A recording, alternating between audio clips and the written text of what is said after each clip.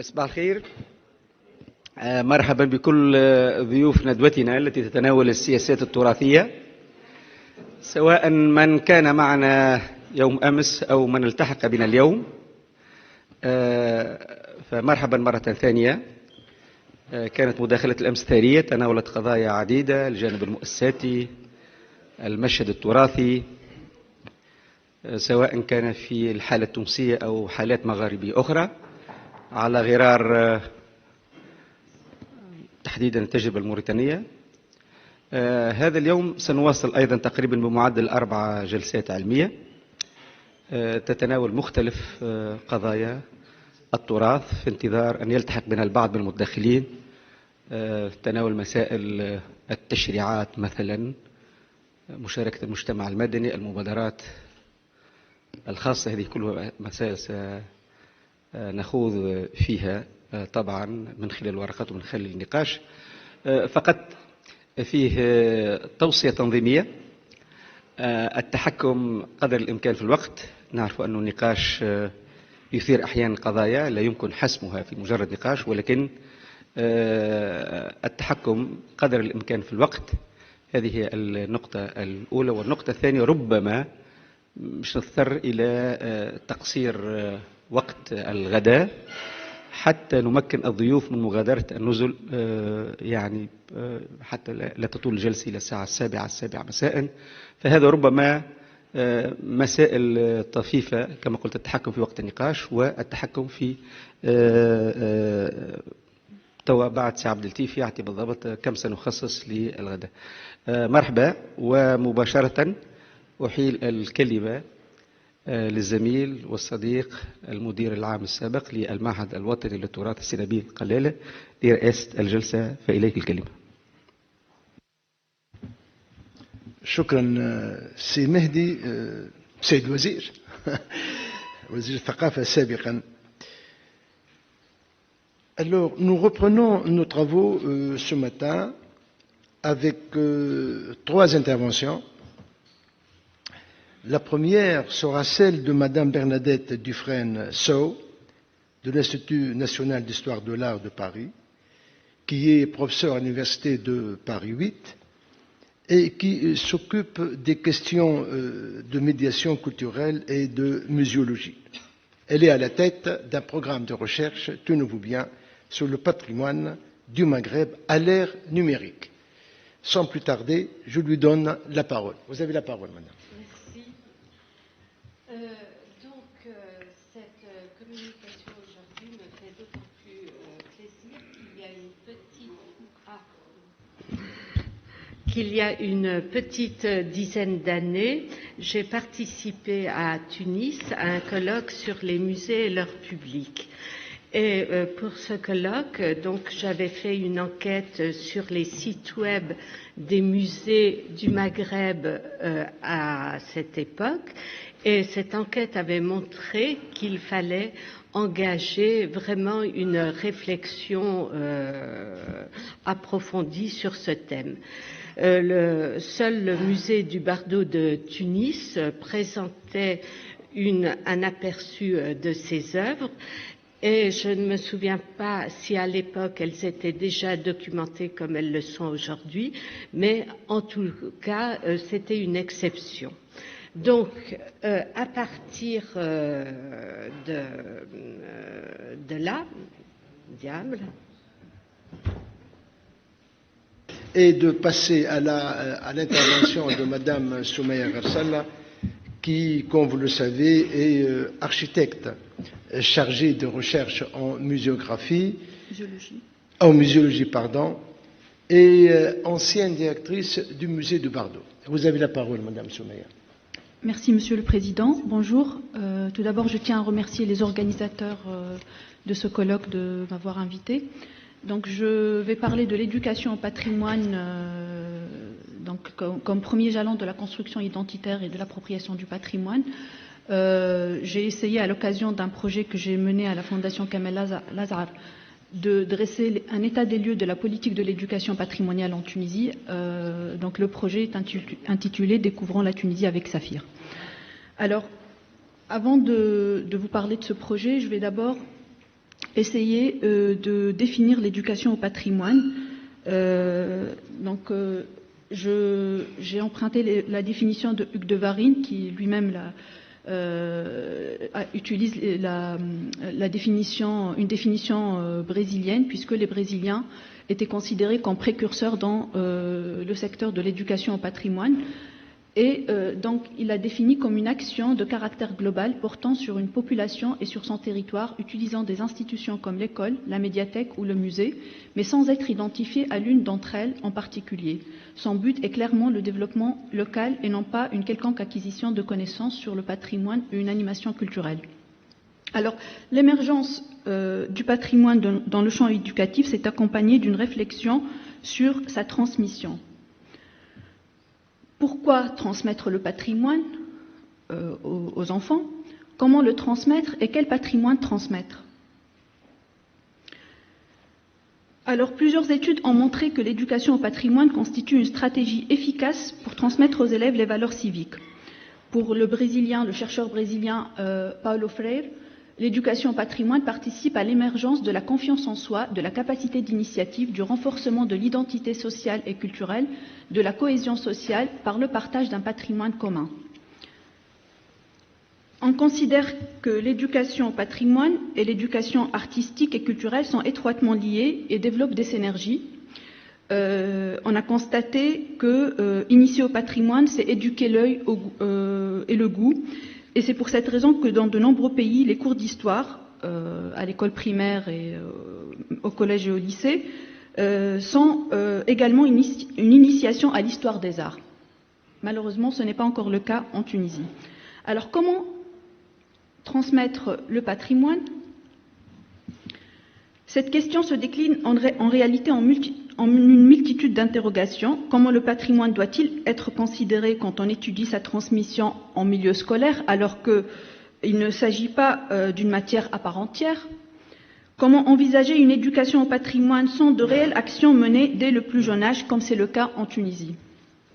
Donc, je vais me contenter de ces quelques interrogations. Certains chercheurs comme Van Boxtel ont mis l'accent sur l'importance des expériences multisensorielles dans la compréhension du patrimoine chez l'enfant, puisque celui-ci fait appel au sens et aux émotions. Par exemple, grimper les marches d'une tour ancienne ou jouer un rôle dans une pièce de théâtre qui reprend des faits historiques constituent des expériences qui provoquent la réflexion sur l'histoire et le passé. De nombreux textes, comme la Charte de 2002, encouragent de recourir au pouvoir émotionnel du patrimoine qui donne accès à une émotion partagée. Alors, quel patrimoine transmettre? Pendant longtemps, le patrimoine est resté national dans de nombreux pays, c'est encore le cas en Tunisie. Aujourd'hui, le passage de l'échelon national à l'échelon régional et local est indéniable, qu'il s'agisse de la construction identitaire régionale, ou d'une volonté de préserver un patrimoine culturel ou naturel considéré comme exceptionnel pour l'humanité dans le cadre du patrimoine mondial. Alors, que transmettre aux enfants? Le patrimoine local, c'est-à-dire qui est dans sa localité, le patrimoine de proximité, le patrimoine national, le patrimoine régional, donc notamment à l'échelle, si on prend le cas de la Tunisie, à l'échelle du Maghreb et de la Méditerranée, ou le patrimoine mondial. Donc, je vais tenter de répondre à ces questions plus tard.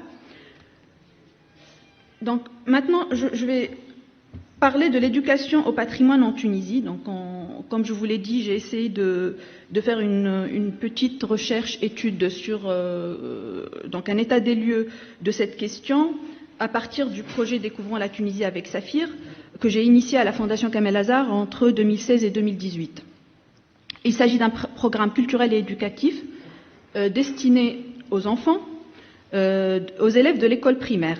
Ce programme comprend des activités pédagogiques et une collection de livres pour enfants qui expliquent d'une manière simple et didactique l'histoire de la Tunisie, son patrimoine et les arts plastiques à partir d'une fiction. Le héros ou la mascotte de ce programme est Saphir, un pigeon voyageur qui habite sur le toit du musée du Bardo, parce que quand j'étais directrice de ce musée, on avait un problème avec les pigeons qui squattaient le toit du musée. Donc du coup, j'ai eu l'idée donner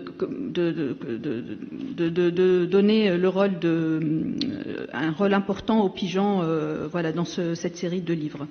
Ce projet m'a permis de découvrir de près le programme d'histoire du primaire et les conditions de son enseignement, puisque j'ai eu l'occasion d'échanger, de rencontrer des instituteurs donc qui enseignent l'histoire dans les écoles publiques, donc dans plus de 15 écoles réparties sur 6 gouvernorats, Tunis, Ben Arous, Seliena, Béja Sidi Bouzid et Gasserine. Alors, l'enseignement de l'histoire, c'est le seul et unique rapport des scolaires au patrimoine en Tunisie. L'éducation au patrimoine se fait principalement à travers les cours d'histoire. Et là, je parle du patrimoine culturel. Et ces cours-là débutent à la 5e année du cycle primaire, c'est-à-dire à l'âge de 9-10 ans, 2 ans à la fin de ce cycle, alors que dans plusieurs pays comme l'Angleterre, l'éducation au patrimoine se fait dès la maternelle. Le programme d'histoire actuel date de 2008. Il a été légèrement révisé suite aux événements du 14 janvier 2011. Le cours d'histoire dure 45 minutes à raison d'une séance par semaine sur un total de 25 heures d'enseignement hebdomadaire. Le programme d'histoire de la 5e année comprend 4 unités réparties en 15 leçons. Comment lire l'histoire? C'est une sorte d'initiation au concept permettant de comprendre l'histoire. Deuxième chapitre, donc c'est l'histoire de la Tunisie, de la préhistoire jusqu'à l'époque romaine, Kérouan dans la civilisation islamique, et enfin Mahdia et Tunis. Donc le programme de la 6e année, non, excusez la traduction, je l'ai faite moi-même, donc le programme de la 6e année primaire est réservé à l'histoire des dynasties en Tunisie, donc entre le XVIIe et XVIIIe siècle, la colonisation et la Tunisie moderne et contemporaine. Les cours d'histoire du secondaire, donc j'ai étudié le programme du collège et du lycée aussi, mais que je ne vais pas présenter ici, approfondissent ces mêmes chapitres. Cet enseignement, qui constitue pour les élèves l'unique introduction au patrimoine culturel, présente de nombreuses défaillances. L'analyse des manuels d'histoire du cycle primaire et des manuels d'histoire du cycle secondaire, ainsi que les échanges avec les enseignants, ont révélé plusieurs problèmes. Donc, premièrement, l'absence de sorties et de visites de musées et de sites archéologiques. Il faut savoir qu'aucune sortie n'est programmée pour les élèves du cycle primaire. Chaque leçon comprend une partie descriptive avec photos ou illustrations, des activités, des encarts et conclut avec des exercices de développement où l'élève est littéralement appelé à imaginer une sortie ou une activité culturelle ou une visite d'un site archéologique ou d'un musée. Nous constatons aussi que c'est un enseignement en rupture avec le patrimoine de proximité. Et là, donc en 2017, Neji Jalloul, ministre de l'Éducation à l'époque et historien de profession, avait défendu l'idée d'enseigner aux élèves l'histoire de leurs régions respectives dans le cadre de l'enseignement général de l'histoire, de sorte que dans chaque région, une partie du programme soit réservée à l'enseignement de l'histoire propre de cette région. Une idée vivement critiquée par le secrétaire général du syndicat de l'enseignement secondaire, Lassadi Yaqoubi, qui a déclaré que cette suggestion favorise le régionalisme, alors que l'enseignement d'histoire devrait tendre à établir et à promouvoir l'unité nationale du peuple. Pourtant, les spécialistes du monde entier s'accordent à dire que l'enseignement du patrimoine de proximité contribue, donc c'est le paradoxe, à renforcer le sentiment d'enracinement des élèves dans leur identité nationale. Nous avons aussi un autre problème qui est, donc le programme ignore le contexte mondial et ne couvre pas toutes les civilisations importantes. Le programme d'histoire, aussi bien pour le cycle primaire que secondaire, est focalisé sur la Tunisie, une partie de la Méditerranée et de l'Europe et le monde arabe. Il n'aborde pas l'histoire de l'Amérique du Nord, par exemple, de l'Amérique d'une manière générale, et de l'Asie de l'Est. Ainsi, plusieurs civilisations anciennes importantes et événements importants ne sont pas enseignés. Donc, on n'étudie pas les civilisations mayas, Inca, les dynasties Han et Ming, la guerre de sécession, etc. Nous constatons aussi que les outils pédagogiques sont archaïques, peu scientifiques, donc et l'absence de toute mention à l'histoire des arts. Par exemple, les exercices proposés sont pour la plupart obsolètes. Je donne quelques exemples. Donc j'ai essayé de traduire ces exercices. Vous avez reçu une carte postale d'un ami qui habite à El Jam. Elle représente l'amphithéâtre romain. Faites une recherche sur ce monument. Deuxième exercice. Vous avez trouvé un timbre postal représentant Hannibal. Que savez-vous sur cet homme? Alors, j'aimerais juste rapidement souligner qu'il y a quelques semaines, j'ai dû expliquer à mon fils qui a 9 ans qu'est-ce qu'une carte postale et qu'est-ce qu'un timbre et à quoi ça sert. Donc il ne comprenait pas pourquoi, à l'époque, on utilisait les cartes postales et les timbres, alors qu'ils peuvent envoyer des messages via WhatsApp ou par mail. Donc vous voyez, les outils sont... donc c'est une génération qui n'est pas familiarisée avec ce type de documents. À la fin du tout premier chapitre d'histoire, initiation aux outils de l'historien, donc c'est vraiment c'est tout un chapitre qui est réservé, c'est pour aider les enfants à se familiariser avec les outils de l'historien pour comprendre l'histoire et les frises chronologiques aussi. Donc à la fin de ce chapitre, on constate que 3 exercices d'application sur 6 parlent de matchs de foot et de la Coupe du Monde. Donc c'est les exemples qu'on a donnés aux enfants pour leur faire comprendre l'histoire. Signalant enfin qu'aucun chercheur ou universitaire n'a été associé à la rédaction de ces manuels d'histoire. Autre problème, un déséquilibre flagrant au niveau de la répartition des cours par thème et par période. Donc là, je vous montre ce graphique pour que vous ayez une idée sur la répartition de ces cours. La période islamique occupe la part du lion dans le programme d'histoire. La partie islam combine des cours d'éducation religieuse et d'histoire. Et dans l'unité réservée à Kérouan, donc le rayonnement de Kérouan, le premier cours, c'est l'étude de la vie du prophète, donc alors qu'il n'a jamais connu Kérouan. La préhistoire est négligée. Une seule séance de 45 minutes lui est consacrée en 5e année primaire. Dans toute la scolarité de l'élève, c'est le seul cours en fait sur la préhistoire. Et on parle uniquement de la civilisation capsienne. Voilà, donc il y a d'autres problèmes et je vais me contenter de ces points-là. Alors, quelle réforme pour l'enseignement d'histoire? Bien sûr, il faut remédier à tous les problèmes que je viens de mentionner. Et nous constatons déjà un manque de communication et de collaboration entre le ministère des Affaires culturelles et le ministère de l'Éducation. Il faut établir une communication fiable et institutionnaliser la collaboration, rendre les visites de lieux historiques obligatoires dans le cadre des cours d'histoire, d'autant plus que chaque région a été dotée d'un bus à cet effet, mais il faut que l'école demande et organise les sorties et les excursions, instaurer des clubs patrimoine et d'histoire aussi au sein des établissements scolaires en collaboration avec l'IMP et avec la MVPPC. Et là, la bonne nouvelle, c'est que à la rentrée 2018-2019, le ministre de l'Éducation, Hatem Ben Salem, a annoncé que les samedis, les élèves n'ont plus cours pour que cette journée-là soit consacrée aux activités culturelles et artistiques. Introduire l'enseignement de l'histoire des arts dans les cours d'histoire, réclamer la participation des chercheurs de l'IMP et des universitaires dans la rédaction et la mise en place des manuels d'histoire. Alors, je vais maintenant passer à la présentation du projet Découvrons la Tunisie avec Saphir. Alors, je vais vous présenter une vidéo d'1 minute.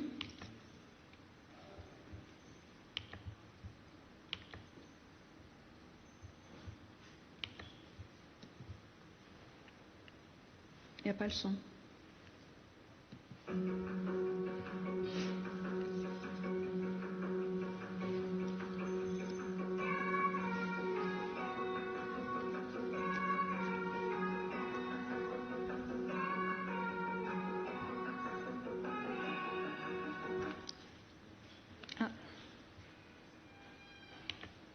Problème technique.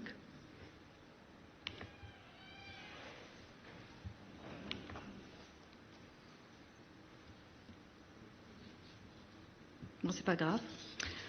On va pas perdre. Alors, comme je l'ai expliqué tout à l'heure, c'est un programme qui a pour objectif de familiariser les enfants avec le patrimoine, de leur expliquer l'histoire de la Tunisie d'une manière simple et didactique. Bon, c'est dommage, mais bon, tant pis.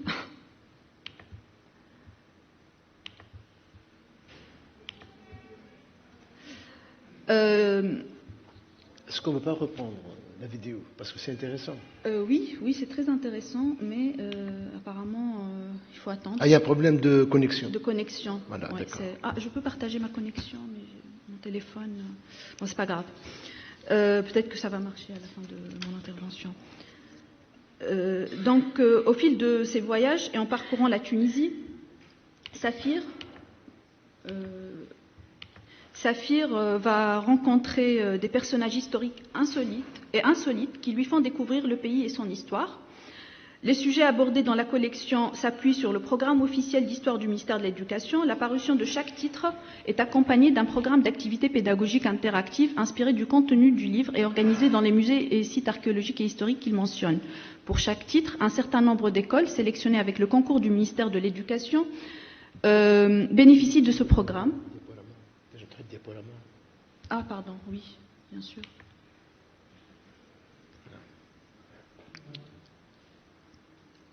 Donc les écoles sont sélectionnées avec le concours du ministère de l'Éducation et elles sont les critères de sélection. Donc elles sont situées dans des zones défavorisées et à proximité des lieux historiques mentionnés dans le livre. Le premier titre, le mystère des mosaïques du Bardo,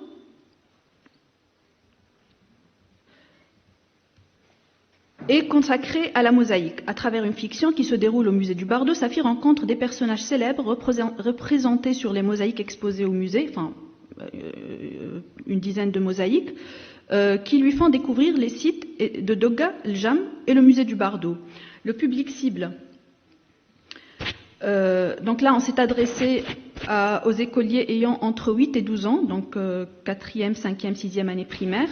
Plus de 600 élèves répartis sur 15 écoles situées en zone défavorisée ont bénéficié de ce programme. Une trentaine d'enseignants et une dizaine de médiateurs travaillant dans les sites et musées de l'IMP, placés sous la tutelle de l'IMP. Voilà donc quelques retombées médiatiques du projet. Les étapes, donc d'abord on distribue les livres. On organise des séances de lecture pendant le cours d'histoire. L'école reçoit gratuitement pour sa bibliothèque une cinquantaine de livres. Ensuite, on a produit aussi des supports pédagogiques sous forme de livrets d'activités offerts à tous les élèves et les activités sont encadrées par les instituteurs. Donc on organise des réunions avec les instituteurs avant de faire ces activités-là.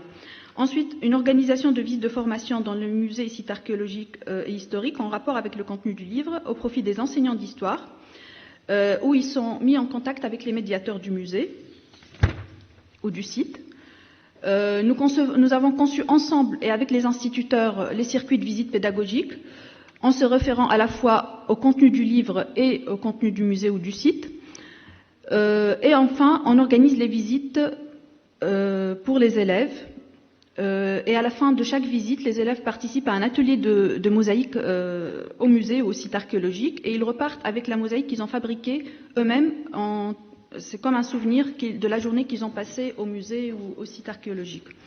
Alors ce projet m'a permis d'échanger avec les enseignants d'histoire et de découvrir leurs soucis, les problèmes. Donc là, certaines écoles, certaines classes ont fait une pièce de théâtre à partir du livre et l'école de Mazouna à Sidi Bouzid a participé avec cette pièce de théâtre au festival du théâtre scolaire et elle a gagné le premier prix. Donc pour les enseignants, ils étaient très satisfaits du programme et surtout étonnés que les élèves, donc parmi leurs soucis, c'est que ce cours, le cours d'histoire, est peu attrayant, il n'intéresse pas les élèves et ils étaient étonnés de voir les élèves, y compris les derniers de la classe, les plus paresseux,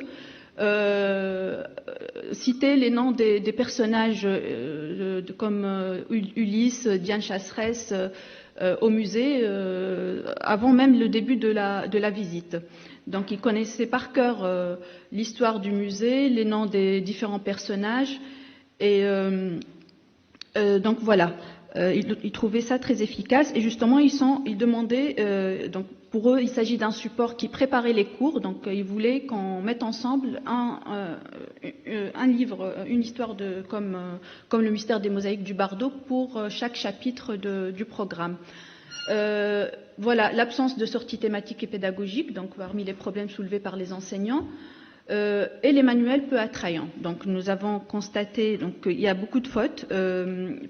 Parmi les problèmes de ces manuels que j'ai oublié de citer tout à l'heure, les images, donc j'ai essayé de faire un petit calcul. Plus de 50% des images, des illustrations qu'on trouve dans le livre le manuel d'histoire de la 5e année représentent ou présentent des objets provenant du musée du Bardo, mais aucune mention de ce musée, aucun musée n'est mentionné sur ces manuels. Voilà. Donc, pour conclure, donc là, c'est les personnes qui ont participé à l'élaboration de ce projet. Je remercie d'ailleurs Sir Abdelatif Marabet d'avoir accepté de corriger gracieusement le texte d'un point de vue historique. Si Mostafa Khanoussi, c'est Samir Rawnallah. Voilà, donc je pense que là, je termine avec une petite réflexion personnelle, bien sûr. Je pense qu'après cette étude, je comprends mieux pourquoi on a eu une génération désemparée, une génération en quête d'identité qui veut partir en Syrie, faire le djihad et en même temps c'est une génération qui a grandi avec les nouvelles technologies, les chaînes satellites islamistes, sans aucune activité culturelle et artistique récréative, sans un enseignement fiable de son histoire et de l'histoire du monde dans lequel elle évolue, une génération qui n'a reçu aucun enseignement de l'histoire des arts, et je pense que c'est quelque chose à vraiment à corriger pour sauver les générations qui viennent. Merci pour votre attention. Merci Madame Rarsalla de cette belle présentation, un peu ludique aussi. Voilà le patrimoine, voilà l'éducation patrimoniale. Nous sommes très heureux de vous avoir avec nous à l'INP, pour vous occuper de la muséologie. C'est rare, nous n'avons pas beaucoup de spécialistes. À ma connaissance, vous êtes, je crois, la seule attitrée spécialiste de muséologie, et vous montrez quelles sont les possibilités de diffusion, d'éducation et de rayonnement du patrimoine par rapport à nos élèves, par rapport aussi aux Tunisiens d'une façon générale. Merci encore, on aura certainement l'occasion d'en débattre tout à l'heure.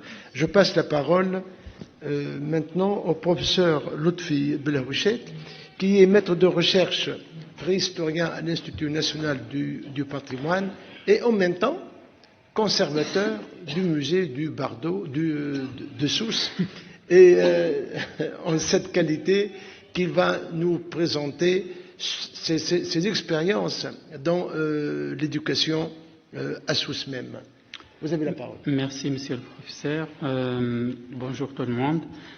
Avant même la fin du 19e siècle, en fait, Sousse possédait déjà des espaces d'exposition, des collections archéologiques, le musée municipal et la salle d'honneur du 4e tirailleur.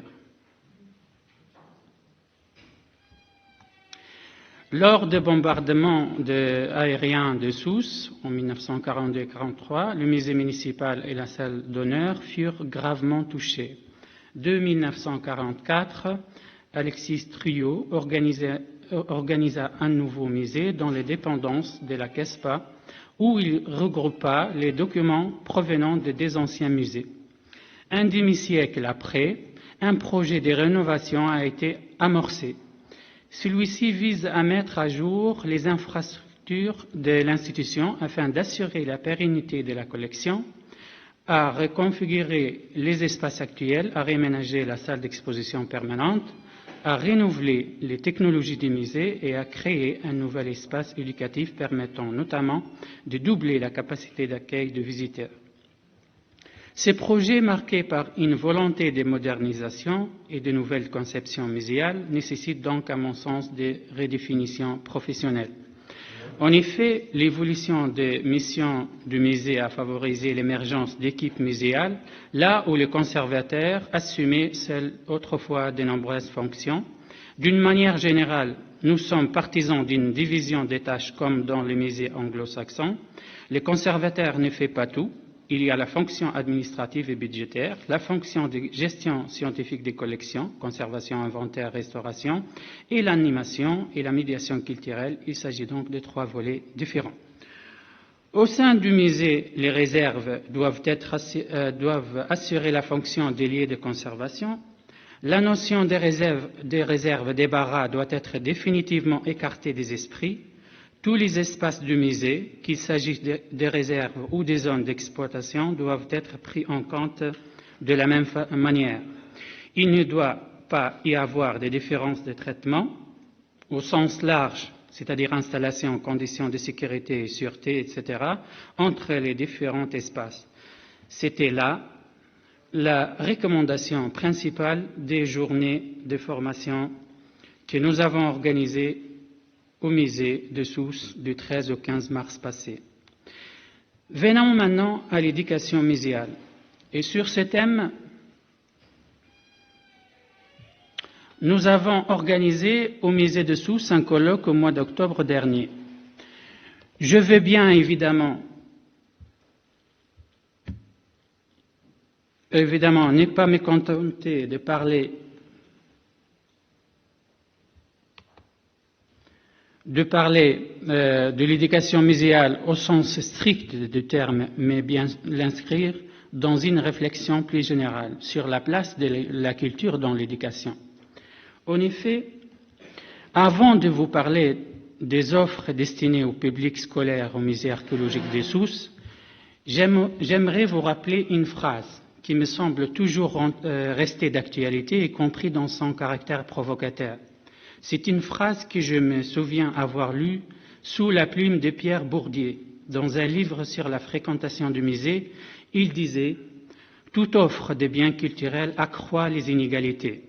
Toute offre de biens culturels accroît les inégalités et nous pouvons l'observer au quotidien aujourd'hui.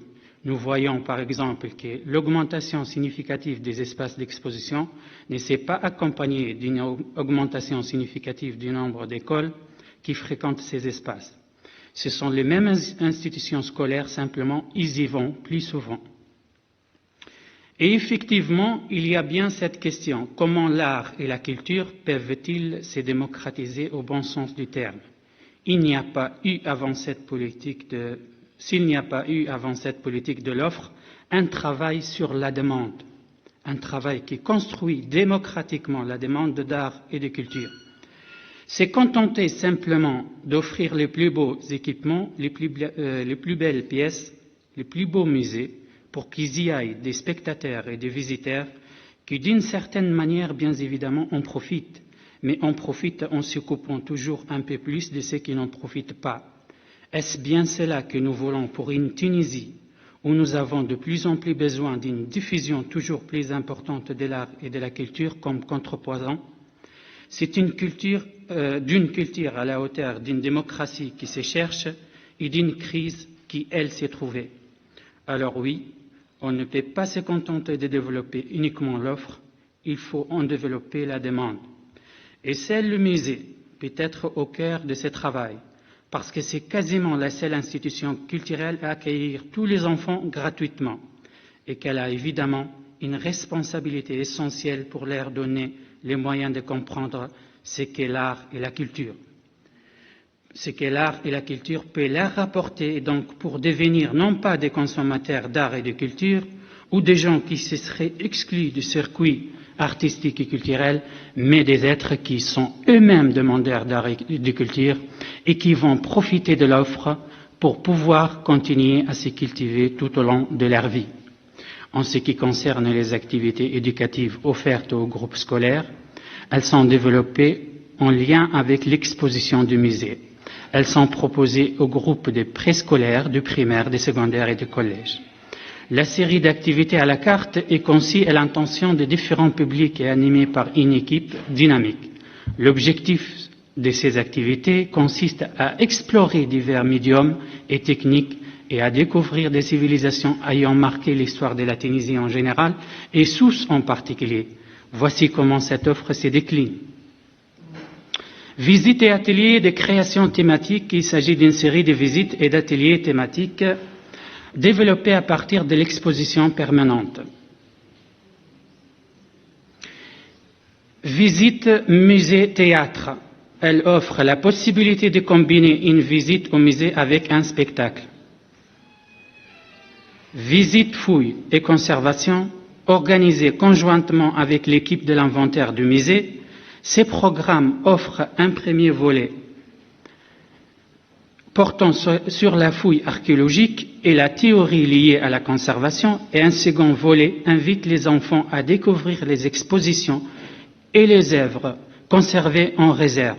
Il permet de connaître les fonctionnements du musée, de comprendre l'importance de la conservation des œuvres et de découvrir le métier lié à l'archéologie. Aussi, les ateliers de création à l'occasion du Jour de la Terre, la fête nationale de l'arbre, la journée nationale de l'habit traditionnel. Il s'agit d'activités de création thématiques autour de la terre et de l'environnement ou des traditions. Tout cela, bien sûr, en partant des œuvres exposées au musée. Aussi, lecture de contes. Il s'agit d'une lecture d'un conte lié aux œuvres exposées. En effet, il y a, me semble-t-il, à résister aujourd'hui contre cette conception d'une éducation qui serait essentiellement chargée de transmettre des compétences pour que nos enfants passent sous la fourche codine du référentiel de l'employabilité. Et ma conviction est que nous avons à résister et à porter l'idée que ce qui donne sens aux compétences, c'est une culture, c'est un récit, c'est la capacité de se raconter une histoire, de se raconter l'histoire de ce que l'on fait, de ce que l'on apprend à faire et de ce que l'on sait faire. Le récit, dit Paul Ricoeur, crée de la cohérence, de la résilience et construit une parole dans le monde dans lequel nous ne sommes jamais tout seuls. Les récits créent de la cohérence parce qu'ils transforment les faits en un événement. Au musée de Sousse, nous avons beaucoup travaillé avec des jeunes qu'on dit en grande difficulté. Nous avons beaucoup travaillé avec de tout petits enfants. Et je mesurais avec les uns et les autres à quel point il était important de permettre de créer du sens en construisant du récit. Nous avons mesuré combien les adolescents en grande difficulté étaient handicapés par leurs extraordinaires problèmes avec la cohérence des récits et à quel point un élève de maternelle était incapable de raconter même les dessins qu'il observe. Alors oui, comme l'a dit Paul Ricoeur, la capacité à créer du sens nécessite l'accès à un récit, mais ces récits, nous ne pouvons les reconstruire qu'en référence à d'autres récits. Notre récit n'est possible que parce qu'il existe des récits du monde, ces récits des hommes qui s'expriment à travers les œuvres, et en particulier ce que l'on appelle les œuvres de culture. Pourquoi faut-il continuer obstinément à raconter, par exemple, l'histoire de la Méduse ou l'histoire d'Achille aux enfants? C'est parce que tous les enfants ont peur de l'ogre ou d'être abandonnés, et que nous ne sommes pas des psychanalystes ou des psychologues. En revanche, nous pouvons faire quelque chose d'extraordinaire, c'est offrir à la petite Sonia ou au petit Mohamed un récit, une histoire, un conte, où il va se sentir interpellé dans ce qu'il a de plus intime, sans être violé dans cette intimité, où il va pouvoir mettre des mots, donner des formes à ce qu'il habite, en se reliant en même temps aux autres, ceux qui ont existé avant lui et ceux qui sont à côté de lui. Alors, oui, il faut continuer à raconter ces histoires, parce que c'est grâce à cela que les enfants entrent dans le symbolique. C'est grâce à cela qu'ils donnent à leur univers psychique un sens qui leur permet non pas d'être manipulés par leurs pulsions, mais d'apprendre progressivement à manipuler eux-mêmes leurs pulsions, ou au moins à les nommer, à les comprendre et éventuellement à les résister. L'enfant donc entend des interrogations portées par des œuvres et qui lui permettent de se dire « je ne suis pas seul, je ne suis pas perdu, ce que je ressens, d'autres l'ont déjà ressenti ». Je voudrais dire aussi, et c'est quelque chose que j'ai appris d'un grand pédagogue, Jérôme Brunner, la science elle-même ne peut être transmise comme émancipatrice véritablement que si elle est inscrite dans un récit, dans les récits des hommes. Ainsi, la rencontre avec des personnages scientifiques, la rencontre avec Archimède, avec Pythagore, avec Avicenne etc. Je crois que cela peut aider considérablement nos jeunes. Bien évidemment, ces activités sont accompagnées de journées de formation pour les enseignants, où nous présentons les programmes éducatifs du musée, insistant ainsi sur l'importance d'une visite au musée. En ce qui concerne les coopérations avec des institutions ou organismes extérieurs, le musée a réalisé plusieurs partenariats avec des organismes et des institutions afin de contribuer au développement des initiatives permettant à la fois d'enrichir l'offre et de s'ouvrir sur de nouveaux publics. Les non-voyants, par exemple, ici. C'est notamment une occasion de créer des liens avec l'environnement associatif et éducatif proche et de partager des projets dynamiques. C'est le cas de la coopération, par exemple, avec l'école polytechnique de Sousse qui a permis de développer une application mobile permettant de mettre les œuvres exposées en salle dans leur contexte d'origine. L'objectif principal de cette coopération était de varier les méthodes et les moyens de communication entre les visiteurs et élèves et la collection archéologique lors des activités de la médiation culturelle. Avec 3D Wave, par exemple, aussi, qui est spécialisé dans le monde de l'impression et les scans 3D, avec les centres culturels de Sousse et les festivals internationaux de Sousse, en organisant les nuits de cinéma et les nuits du musée de Sousse, avec beaucoup d'associations et d'institutions comme le relais culturel français de Sousse ou l'association Union culturelle Sidi Yahya ou encore l'Institut des aveugles et malvoyants. Le défi du musée aujourd'hui, à mon avis, c'est d'être capable de montrer aux enfants que fondamentalement ils se ressemblent, qu'il y a une humanitude qu'ils partagent et qui est fondatrice et qu'ils soient grands ou petits, maigres ou gros, blancs ou noirs, fils de famille aisés ou pauvres, ils aiment de la même façon, ils souffrent de la même façon, ils partagent au fond ce qui est constitutif de l'homme lui-même. Et que sur ce fond de ressemblance, précisément, ils peuvent exprimer leurs différences qui les enrichissent réciproquement. Si nous étions nous tous pareils, nous n'aurions plus rien à nous dire. Si nous étions tous différents, nous ne pourrions plus nous parler. Et l'enjeu de l'éducation muséale et le rôle de médiateur, c'est d'aider les enfants à comprendre qu'ils sont à la fois tous pareils et que donc ils peuvent se parler et qu'ils sont aussi tous différents et que donc ils ont quelque chose à se dire.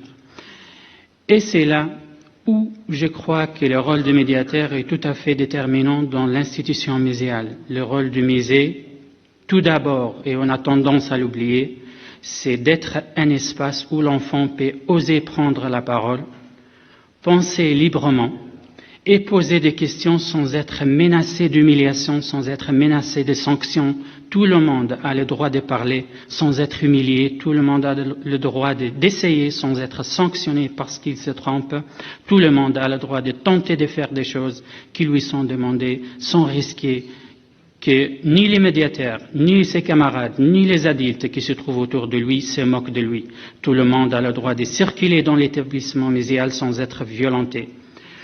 Le médiateur a tout à la fois à dire à l'enfant, c'est à toi et toi tout seul le pouvoir d'apprendre. Je ne peux rien décider à ta place, mais je peux créer les conditions optimales pour que tu réfléchisses librement. Je peux créer des conditions pour que ta réflexion, tu puisses la faire en toute liberté, sans pression de tes camarades, sans pression du leader qui va t'imposer son point de vue, sans pression de tes parents, même lorsqu'ils sont en accompagnement. Là, le rôle du médiateur, ce n'est pas de prendre la place de l'enfant, mais de faire de la place pour l'enfant. Pour conclure, je voudrais dire que rien de tout cela n'est mécanique malheureusement, et le métier de médiateur ne se réduit pas à la somme des compétences nécessaires pour l'exercer, car nous ne transmettons pas seulement notre savoir, mais d'abord notre rapport au savoir. Je vous remercie pour votre attention et je profiterai de l'occasion pour remercier tous les collègues qui m'ont beaucoup aidé.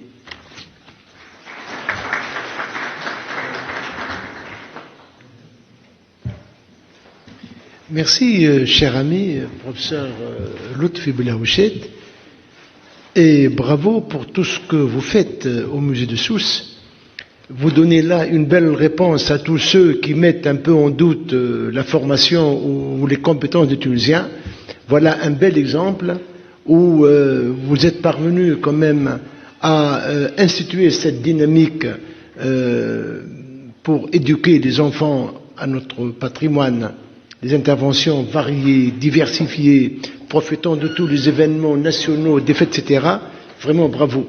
Moi, je peux témoigner d'une chose,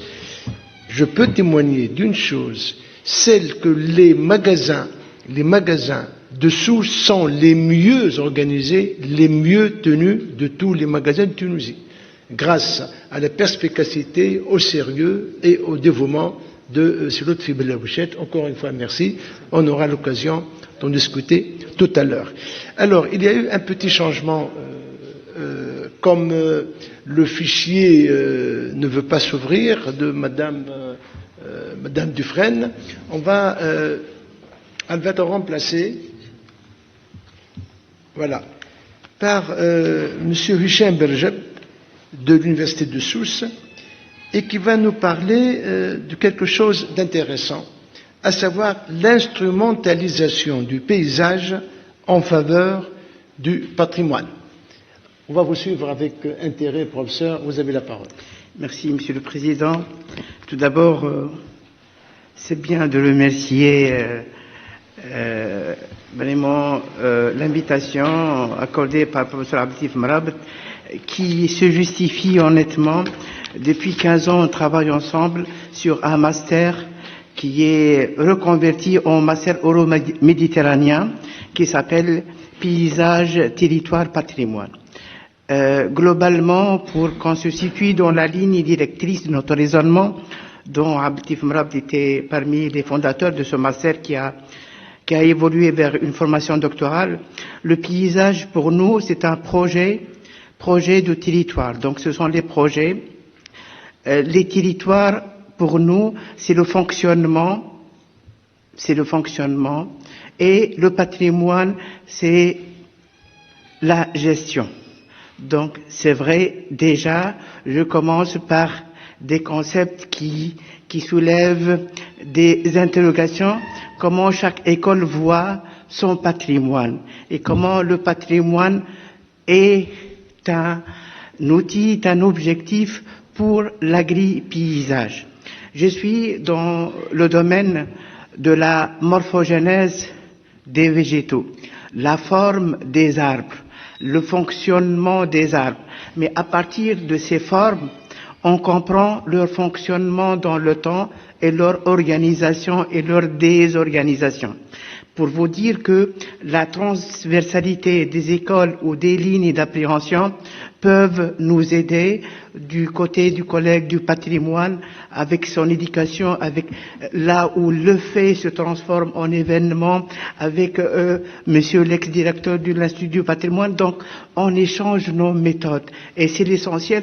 Il n'y a jamais une discipline qui peut finaliser toute l'approche. C'est l'incomplétude de chaque approche et je suis l'adepte de cette incomplétude. Donc mon exposé, il est dans l'incomplétude et on essaye d'échanger nos méthodes respectives.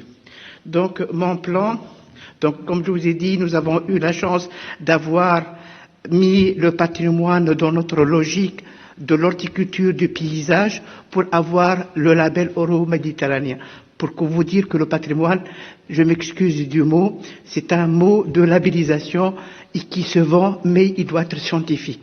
Il ne doit pas être ne pas toucher parce que c'est du patrimoine. Non, on doit le travailler, on doit le faire valoir.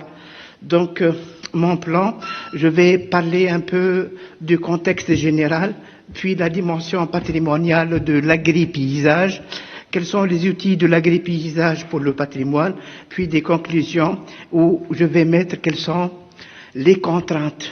Et on doit parler des contraintes ou les facteurs qui pèsent sur cette composante patrimoniale pour l'agri-paysage. C'est vrai, le patrimoine est une ressource territoriale comme l'eau, l'air, le sol. C'est vraiment conserver notre patrimoine, c'est conserver notre appartenance, notre identité, mais il est fragilisé par les aspects techniques elles-mêmes. comme le conférencier d'hier, où il a montré que la conservation de l'eau du sol menace la conservation du patrimoine, c'est le progrès technique ou la protection environnementale. Ce sont des évolutions sociales indéniables que ne sont pas traitées dans une approche holistique, ce qui rend la fragilisation de notre patrimoine.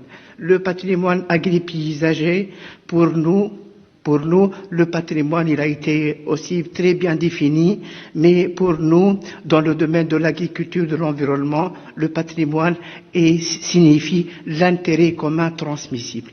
Est-ce que c'est un intérêt commun? Donc c'est un patrimoine. Comment on le conserve, comment on le protège et comment on le valorise. Pour l'agri-paysage, nous avons deux lignes, c'est évidemment le patrimoine matériel, qui sont les biens ruraux, les produits agricoles, les terroirs matières, les terroirs conscience et les terroirs milieu. Le patrimoine immatériel, les techniques, le savoir-faire, les fêtes, les modes de sociabilité, etc. Parmi le patrimoine immatériel, je vous signale les petits Souney, les petits agriculteurs qui peuvent gérer les très petits espaces.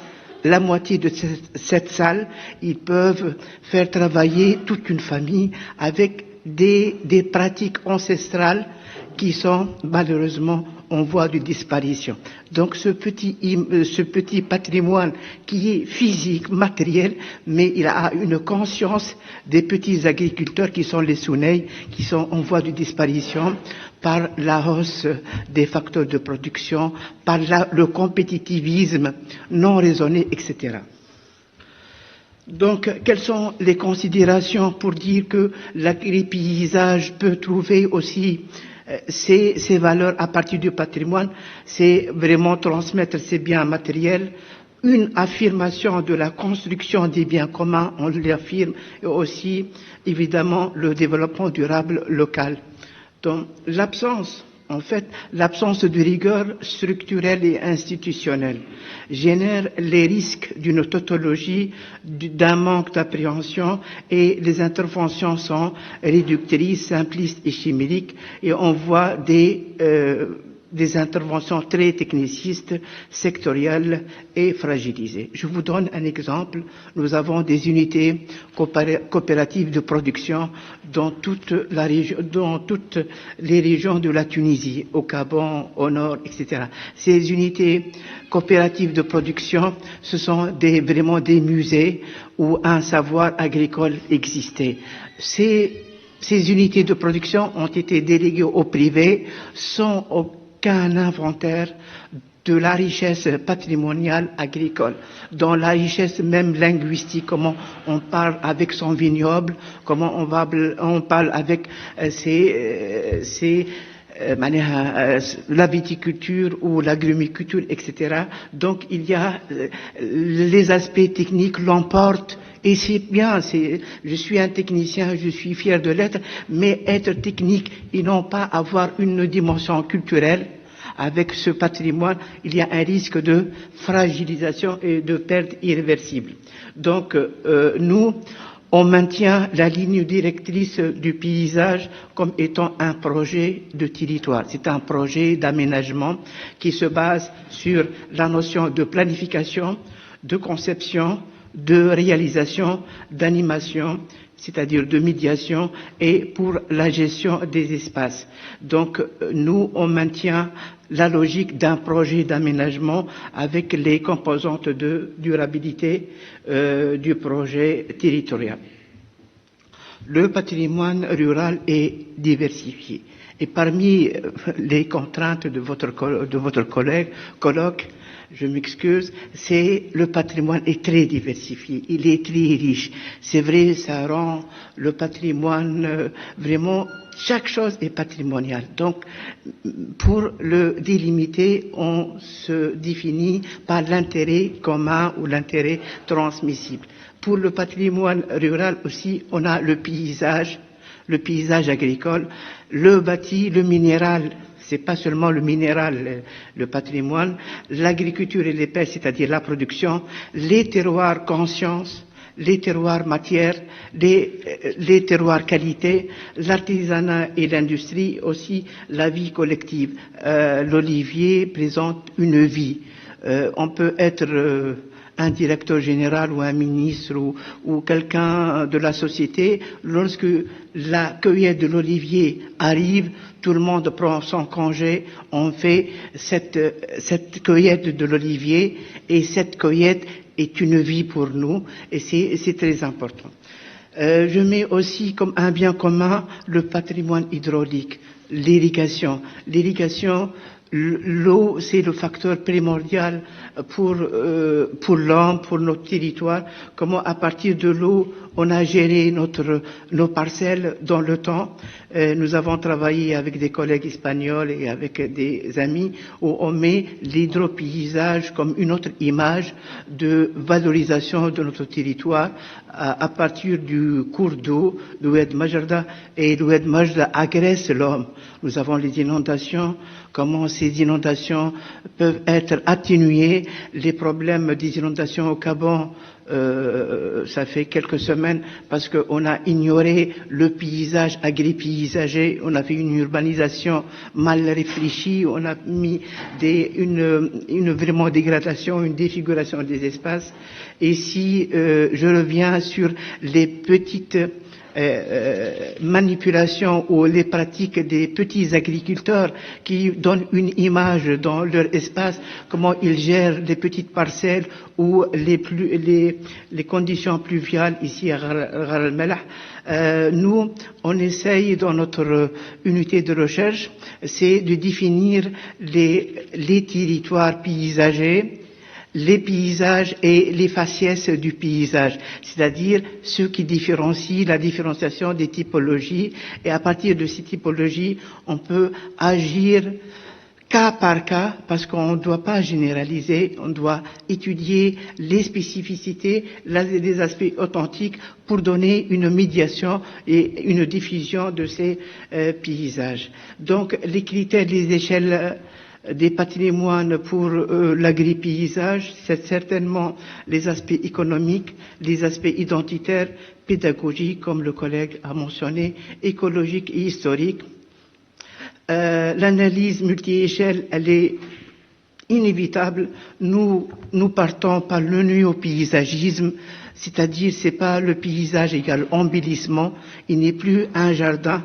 L'art des jardins existe, mais le paysage, c'est le paysage classique ou ordinaire, le paysage remarquable avec l'analyse de la culture, des sciences, de la technologie, de l'imaginaire, de la matérialité et l'objet qu'on le perçoit. Donc, on maintient la tradition avec la modernité. Et juste un exemple, la palmeraie de Nafta, il y a une corbeille qui est extraordinaire, qui est classée, mais il faut dire que les aspects techniques où il y a le phénomène des feuilles cassantes des palmes, du palmier, c'est-à-dire un fléau qui a attaqué le palmier, c'est ce fléau qui est d'origine technique a inventé la création d'une palmeraie multifonctionnelle. Donc les aspects techniques sont utiles, mais parfois ils menacent. Donc il faut qu'il y ait une complémentarité, et voire même dans un défaut ou dans une aberration technique, on peut retrouver un compte avec le multi-usage ou avec des passerelles de complémentarité. Ici, comment restaurer un paysage urbain, les photos à gauche, nous avons un patrimoine finicicole dans la ville de Tunis avec les palmiers bleus qui ne deviennent fertiles qu'après un certain âge de 100 ans, alors que ce patrimoine-là a été délégué au ministère de l'Environnement, Cité des Sciences, et sans considérer leurs aspects vraiment patrimonial, phytogénétiques, etc. Donc parfois le patrimoine c'est conservé. Non, le patrimoine c'est valoriser, c'est restaurer, c'est faire c'est-à-dire reconstituer notre patrimoine finicicole et ne pas le mettre dans des conditions de mutation irréversible. Ici, la dégradation des richesses écologiques ici au Gabon, j'ai choisi ces photos parce que le Gabon, Nabil, a connu des problèmes d'inondation, parce qu'on a perdu notre paysage agri-paysager. Ce paysage-là a été défiguré, donc les menaces, les inondations, c'est énorme. Donc conserver notre patrimoine agricole, c'est conserver notre patrimoine urbain. Il y a une réciprocité. Donc pas se hasarder dans des solutions rapides, faciles, mais à terme ce sont des solutions désastreuses qui posent plus de problèmes qu'une résolution. Ici, le paysage de l'olivier, comment aller d'une simple conservation vers pas vers le productivisme mais vers le multi-usage, comment conserver la typicité des parcelles, comment une parcelle peut survivre même avec un régime hydrique aléatoire, parce qu'il y a un mode d'organisation parcellaire, parce qu'il y a des méthodes ancestrales, le mescate, etc. Ce sont des pratiques patrimoniales et je remercie les organisateurs de ce colloque pour dire que voilà, on peut échanger nos taxons, nos terminologies et les mettre dans des facteurs communs pour que notre territoire reste viable et qui sera délégué à nos générations futures et avec respect. Ici, les différentes situations de l'olivier comme un atlas paysager indéniable. Je suis un technicien, je suis fier de l'être. J'ai des productions depuis 1890 jusqu'à 2010 et 2018 de la production de l'olivier. C'est-à-dire ne pas se limiter par les images, mais aussi par la traçabilité, par les productions. Les productions sont des indices patrimoniaux. Comment nous avons eu telle production de 20 000 tonnes, puis des 200 000 tonnes jusqu'à 320 000 tonnes d'huile, qui correspond à 1 500 000 tonnes d'olives, c'est-à-dire combien de familles y travaillent pendant 4 mois ou 5 mois de cueillette d'olivier. Donc tout ça, ici, des coupes schématiques d'une oliveraie pour dire qu'il y a des dimensions. C'est pas seulement la dimension cueillette, mais c'est une dimension d'organisation d'espace, d'organisation de vie, de patrimoine, de nature, de comportement, etc. Ici, parmi les points que nous avons essayé d'instaurer dans notre unité de recherche, c'est le paysage quantitatif ou la cotation. C'est-à-dire, la gestion foncière, c'est important, mais on met la gestion foncière par une lecture paysagère, c'est-à-dire donner une cotation des valeurs paysagères pour un site, pour ne pas se hasarder à des ventes classiques, mais donner des valeurs de paysage pour chaque site et ne pas affecter des valeurs purement matérielles, mais il y a d'autres valeurs cachées qu'on doit les considérer pour ne pas perdre ce potentiel. Ici, les menaces de l'urbanisation par l'étalement urbain, par la mise en friche, par le morcellement, etc. Les outils de la patrimonialisation qu'on le considère pour l'agropaysage. Un, c'est les inventaires. Il faut inventorier avec une dimension productiviste, d'accord ? Il faut être compétitif, mais avec des dimensions où l'immatériel ou le subjectif, qui est subjectif, devient objectif et on doit le comptabiliser, c'est-à-dire les sites écologiques, culturels, les produits, surtout, j'insiste, sur les savoir-faire agricoles et les usages. Mobiliser les outils juridiques de protection, c'est vraiment une défaillance.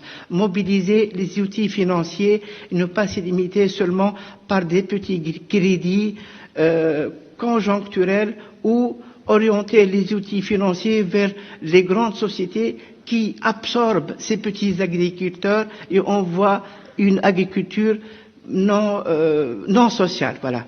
Puis créer et médiatiser les images, comme je vous ai montré par exemple pour l'olivier, les insérer dans le marché des signes et des symboles, c'est-à-dire les phénoménologues, les signes et les valeurs, susciter leur appropriation réelle et symbolique comme bien commun du local à l'international. Donc ici, on essaye de proposer une gestion cohérente, souple, avec une grande variété d'outils d'intervention, et ce pour une gestion durable et intégrée des milieux. Ici, on ne doit pas oublier les petits patrimoines. 2 minutes.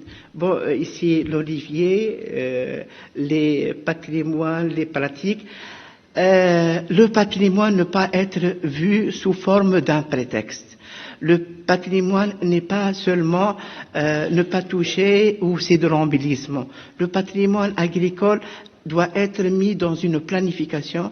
Le patrimoine agricole peut être aussi dans une performance territoriale à partir de ses terroirs, de ses qualités, avec ses images de valorisation de l'agriculture urbaine. Mais ce patrimoine agripaysager doit être à l'instar de l'architecture, il doit être l'image d'une mise en valeur, d'une réflexion globale pour aménager et donner un concept de projet territorial vraiment contemporain et ne pas mettre dans le classique, dans la tradition.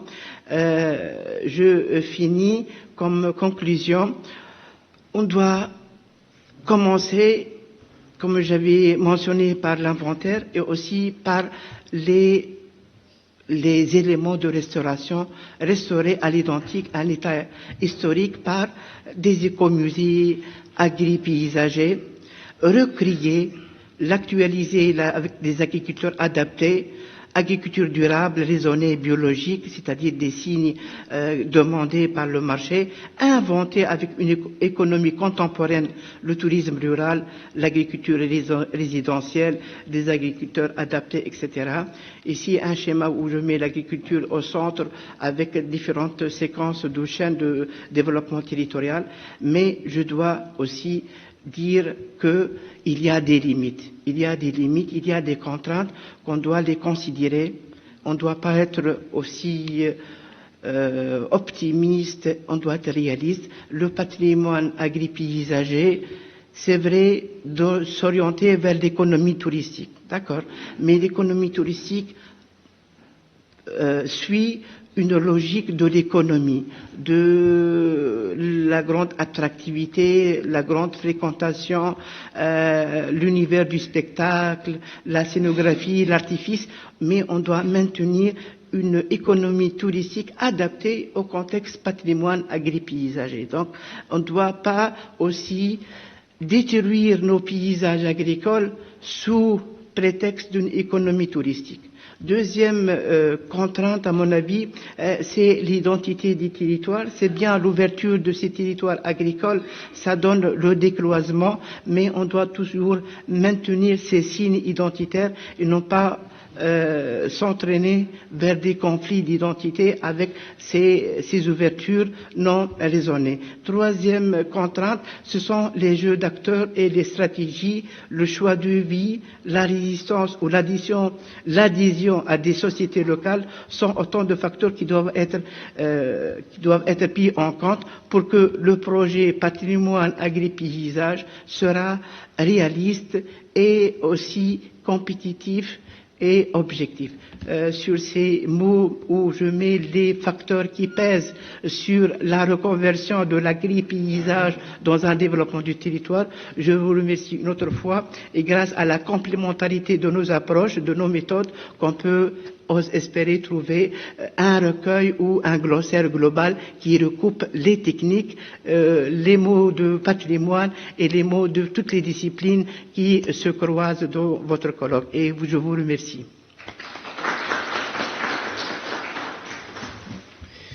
Merci, Hichem Berjeb. Là, vous avez fait preuve de complétude, non pas d'incomplétude en fait.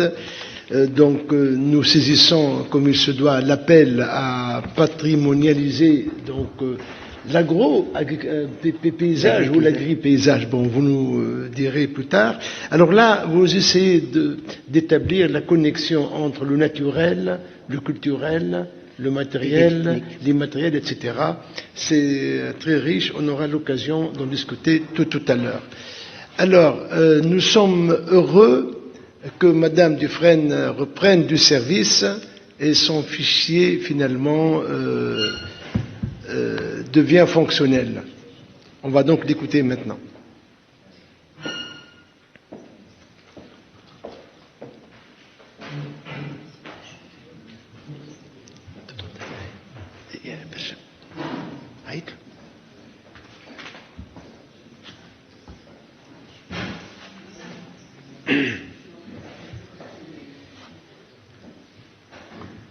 Vous avez la parole.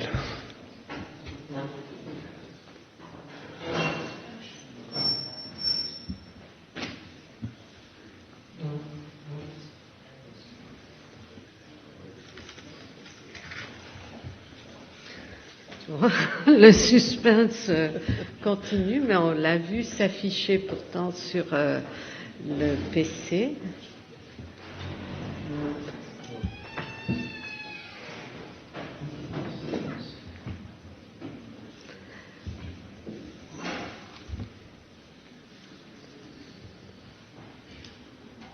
Alors,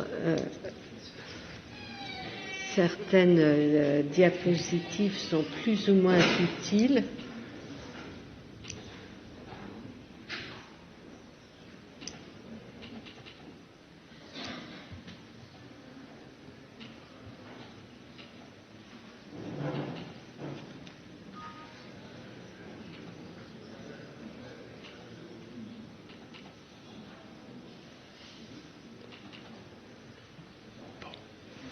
Apparemment, il est allergique à certains PC, à certaines manipulations.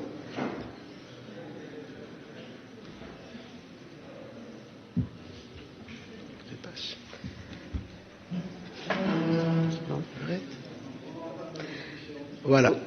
Combien de temps? On entame la discussion, oui. Dommage parce que c'était vraiment dans le prolongement de ce qu'ont dit Soumaya et mon collègue de Sousse. Ça faisait vraiment écho. Effectivement, c'était une belle table ronde où les communications se répondaient, mais effectivement, il vaut mieux engager la discussion. Oui. Et puis, on verra tout à l'heure. Voilà. Et on décide. Voilà, très bien. Merci. Nous sommes encore désolés. Vous savez, ce sont des choses qui arrivent, hélas. Alors, donc, passons à la discussion et on va procéder par ordre des interventions. Pour donner la parole, par rapport à la communication de Madame Soumaya Gharsala.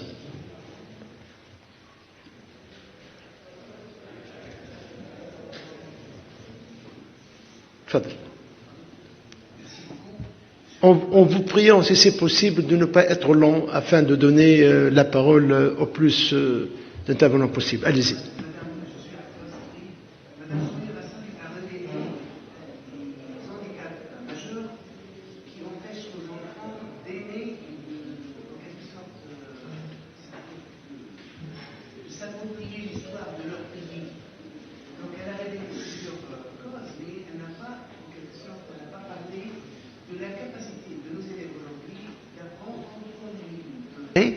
L'histoire dans l'école. Malheureusement, c'est tellement marginalisé les séances d'histoire que nos élèves ne trouvent plus d'intérêt pour s'intéresser à ces séances d'histoire, tout simplement. Peut-être l'expérience de monsieur de Sousse, l'expérience, ça veut dire, si on apprend à manipuler, par exemple, des objets, à jouer des rôles... Je préfère qu'on reste à l'intervention de Madame Soumaya Gharsala. Juste, ça veut dire, j'ai voulu simplement parler de la marginalisation de cette matière qui était la cause essentielle de détachement de nos enfants de cette histoire. Donc, je pose la question à Madame Gharsala, quelles sont les autres approches peut-être utilisées dans d'autres pays qui ont réussi cette liaison qui est plus proche entre l'élève et l'histoire? Monsieur Mourad, je crois? Non? Comme il n'y avait pas de questions, donc je voulais féliciter Soumaya pour son travail, son approche, et dire que les deux initiatives, on est obligé de parler des deux parce qu'elles sont uniques dans notre pays et on doit les saluer de la même façon. Et moi je trouve que, je ne sais pas, M. Benmoussa n'est pas là, qu'à la DDM on devrait travailler davantage à cet aspect des choses. Et je pense que dans l'organigramme prochain de l'INP, il est question d'une direction dédiée à l'éducation dans l'organigramme, donc pour ce qui est de la direction générale des musées, etc. Et c'est une bonne chose. Et je crois que c'est un bon début et il faudra que tous les musées continuent donc sur la même lancée et il faudra multiplier les expériences parce que les conclusions, on ne peut pas les tirer maintenant, je crois qu'il faut qu'il y ait davantage d'enquêtes dans des régions différentes, dans des cycles différents, dans des écoles différentes maintenant, parce que nous avons plusieurs régimes. Il serait intéressant de voir comment les choses se passent en ville, dans le milieu rural, etc., etc. Donc peut-être travailler aussi avec les sociologues. C'est une bonne piste, et ça, c'est une bonne percée dans notre politique patrimoniale. C'est quelque chose de nouveau, et c'est quelque chose qui est parti d'en bas et qui n'a pas été insufflé de... Et c'est saluable, donc doublement. Voilà. Quelqu'un, c'est Adnan. Moi, personnellement, j'ai vraiment beaucoup apprécié cette séance de ce matin. Ça a été très instructif. Nous avons appris des choses. Je salue donc les trois communicants, mais je vais parler en particulier de Madame Soumaïa Rassal et de Lotfi Blouchet, mon ami Lotfi, parce que j'ai suivi les premiers pas de Soumaïa au musée du Bardo, les premiers pas de Lotfi au musée de Sousse, et je vois qu'il y a beaucoup de travail qui a été fait. Ils sont passés de la simple gestion du quotidien d'un musée à la conception, à une question d'une grande délicatesse qui est celle de l'éducation des enfants dans le domaine du patrimoine. Et les deux expériences se recoupent et se complètent. Ceci dit, cette approche gagnerait en efficacité si elle s'adresse aux formateurs en exercice et surtout aux formateurs en apprentissage. C'est-à-dire qu'il faudrait maintenant mettre au point un plan d'action conjoint entre l'Institut national du patrimoine et la direction de l'enseignement primaire, par exemple au ministère donc, de l'Éducation nationale, de manière à introduire un programme d'histoire, d'archéologie dans les écoles normales qui ont en charge la formation des instituteurs. D'ailleurs, cette réflexion, si tu te rappelles, Lotfi, elle a commencé depuis 20 ans. Moi, personnellement, j'ai été convié il y a 15 ans, comme ça, à donner une conférence aux inspecteurs du primaire sur l'archéologie, sur la manière possible d'enseigner aux petits-enfants ces questions-là. Voilà. Donc, il faudrait mettre un plan d'action de manière à créer donc une dynamique conjointe entre le ministère de l'Éducation et les responsables du patrimoine. Un dernier point, si vous permettez, Monsieur le Président, et ce point s'adresse aux organisateurs du colloque, Monsieur Mahdi Mabrouk et Monsieur Abdeltif Mrabat. Je déplore dans ce colloque l'absence des décideurs, parce que nous parlons politique patrimoniale, et nous parlons donc de méthodes d'approche, nous faisons des constats, des diagnostics, et il y a des recommandations extrêmement importantes qui sont sorties des différentes communications. Presque chaque communication, elle est conclue par une recommandation. Et ce que je vous suggère, Monsieur Mrab, et Monsieur Mabrouk, il est parti, bon, c'est de rédiger des recommandations. À la fin du colloque, certainement, vous allez le faire, et qu'on se mette d'accord ensemble pour les adresser aux décideurs. Peut-être qu'ils vont nous écouter un peu. Voilà, merci. Merci. Est-ce que... Oui, monsieur, allez-y. Madame Soumaya, vous avez insisté beaucoup dans votre intervention sur le rôle du ministère de l'Éducation dans l'éducation au patrimoine. Ne pensez-vous pas qu'il y a probablement d'autres registres sur lesquels vous pouvez agir pour diffuser cette culture patrimoniale dans les milieux, si vous voulez, des enfants et des écoliers? Merci. Merci. Dernière intervenante, Madame Cherif. Oui, même j'ai vraiment beaucoup apprécié l'intervention de Soumeya concernant la question de la place de l'enseignement du patrimoine dans le système éducatif. Je voudrais juste souligner une chose, c'est que c'est une tendance générale dans le monde à revoir le contenu des programmes d'histoire, alors qu'on enseignait de l'histoire événementielle, qui, elle, est basée sur les questions de guerre, de combat, de constitution d'empire, en fait de rapports entre forts et plus forts et moins forts, de dominants et dominés. Et on a compris, dans les pays comme les nôtres, que ce type d'enseignement d'histoire peut être désastreux, parce que dans la tête d'un enfant, l'histoire n'est conçue que par le jeu de rapports de force des uns et des autres. Et c'est ce qui a conduit à tous les désastres que nous avons aujourd'hui entre les rapports sociaux qui s'établissent entre des groupes islamistes ou pas islamistes, francophones et berbères. C'est un jeu de domination et de dominer qui s'établit par le jeu de l'histoire événementielle. Et c'est pour ça qu'aujourd'hui, il y a des réformes qui sont entreprises partout. Je vous parle du cas de l'Algérie pour le système éducatif.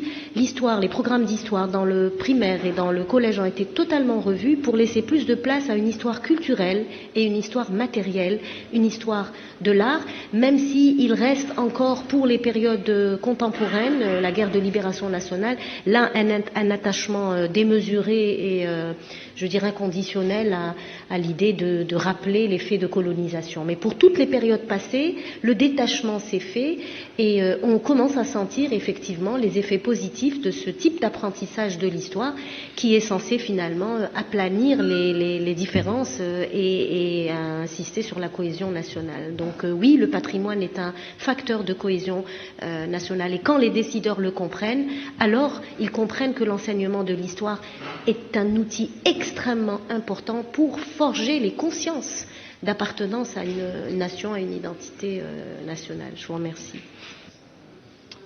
Bon, je reviens sur ma décision de dernière intervenante. Ahmed, je ne peux pas lui refuser, Ahmed. Merci, Monsieur le Président.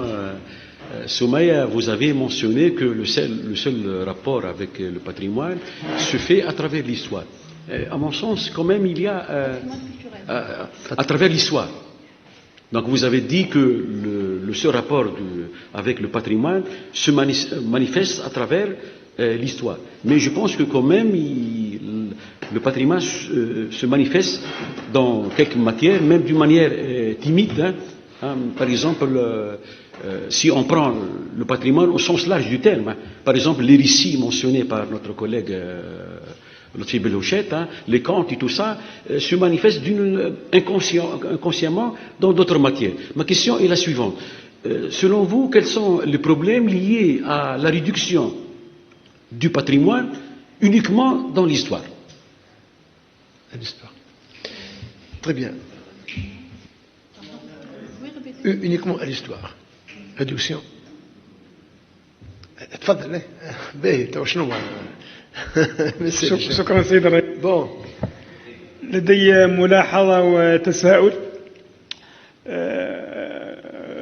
المداخلات دسمة ومتكاملة وتطرقت إلى مواضيع مفيدة خاصة ما يتعلق بتعليم التراث ونقله. تساؤل لا يستحق تراثنا أن يبرمج في التعليم الابتدائي والثانوي بصفته مادة مستقلة إجبارية تجرى فيها اختبارات وتدمج في المعدلات. نحن في قسم التاريخ في جامعة نواكشوط غيرنا اسم التاريخ في السنوات الأخيرة أصبح قسم التاريخ والتراث. الملاحظة هي أن هنالك قطيعة بيننا وتراثنا، قطيعة غريبة. قبل سنوات عهدت إلي التعاون الإسباني في نواكشوط أن أشرف على تكوين مجموعة من أساتذة التعليم الثانوي الموريتاني سيزورون المتحف الوطني صحبة تلاميذ ثانويات في نواكشوط ليقدم لهم محاضرات حول الحضارة الأندلسية، والإسبانيون هم الذين ينظمون هذا. الغريب أنني لاحظت أن جميع أساتذة هذه المدارس الثانوية وجميع التلاميذ المدارس الثانوية في نواكشوط لم يدخل واحد منهم قط أبدا المتحف الوطني، رغم أن دخول المتحف الوطني ثم إن سونيا محقة في ذلك عندما ذكرت أهمية الفنون الجميلة والتراث في تكوين الشباب وفي إلهاء الشباب عن التطرف والغلو إلى آخره، وفي فتح همم الشباب ومواهبهم. وقديما قال الغزالي: إن من لم يحركه الربيع وأزهاره والعود وأوتاره فهو فاسد المزاج ليس له علاج. العلاج يوجد في موسيقانا ورقصنا وتراثنا وإيحاءاتنا إلى آخره، خاصة إذا فكرنا في عهودها الزاهية في العهد العباسي وفي العهد الأندلسي، عندما كان هناك لم تكن هذه القطيعة مع تراثنا موجودة. شكرا جزيلا. شكرا. تفضل. Merci pour toutes ces questions très pertinentes. Donc je vais commencer par je vais essayer de répondre à la question de monsieur. Donc quelles sont les autres approches dans les autres pays donc, par rapport à l'éducation au patrimoine ou l'éducation patrimoniale. J'ai rapidement signalé l'expérience anglaise, d'un coup l'enseignement en Europe en général et en Amérique du Nord, l'enseignement au patrimoine commence très tôt, dès la maternelle, et se fait principalement en collaboration avec les associations et la société civile. Par exemple, j'ai aussi étudié les manuels du cycle primaire ou les CE1 et CE2 en France. Et à la fin de chaque chapitre, nous avons un module Histoire des arts. Et ce module-là, il essaye de présenter les principaux courants artistiques, les principaux artistes et inventions, même artistiques et scientifiques, dans la période étudiée. Par rapport à la capacité de nos élèves à assimiler l'histoire, moi j'étais agréablement surprise, mais vraiment même, je dirais, étonnée par la capacité des élèves qui sont dans des régions défavorisées à comprendre et à interpréter l'histoire.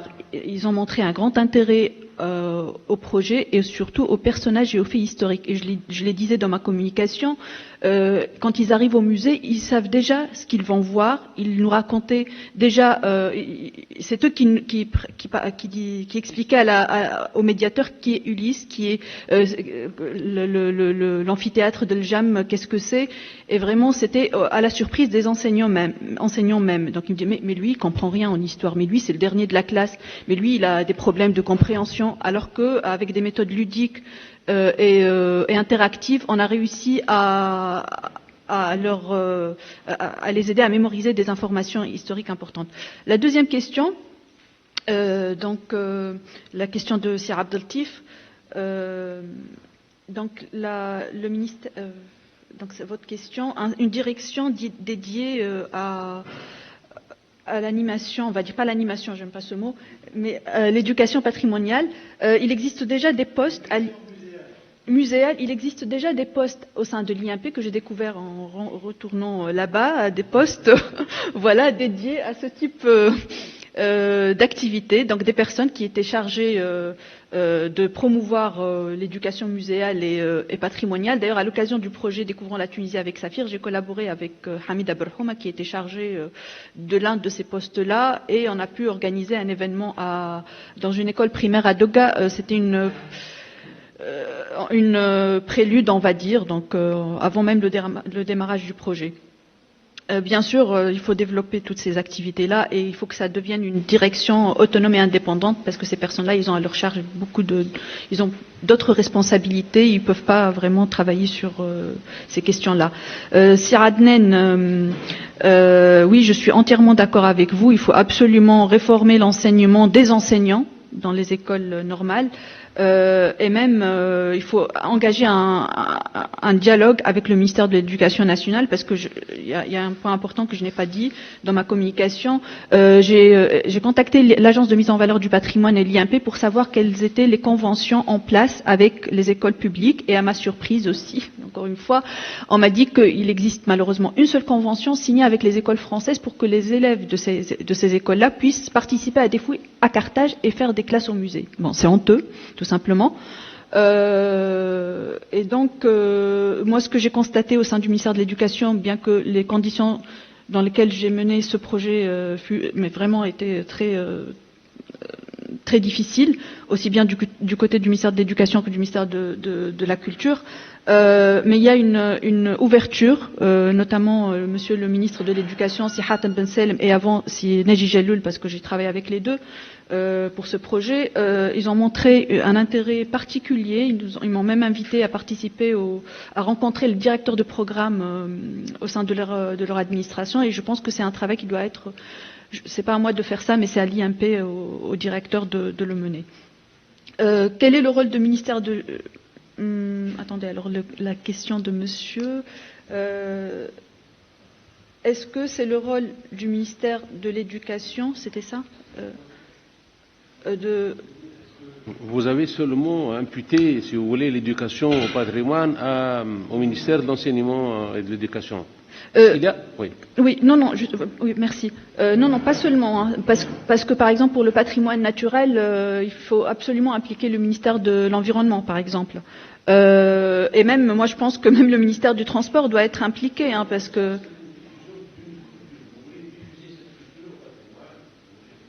Oui, je pense.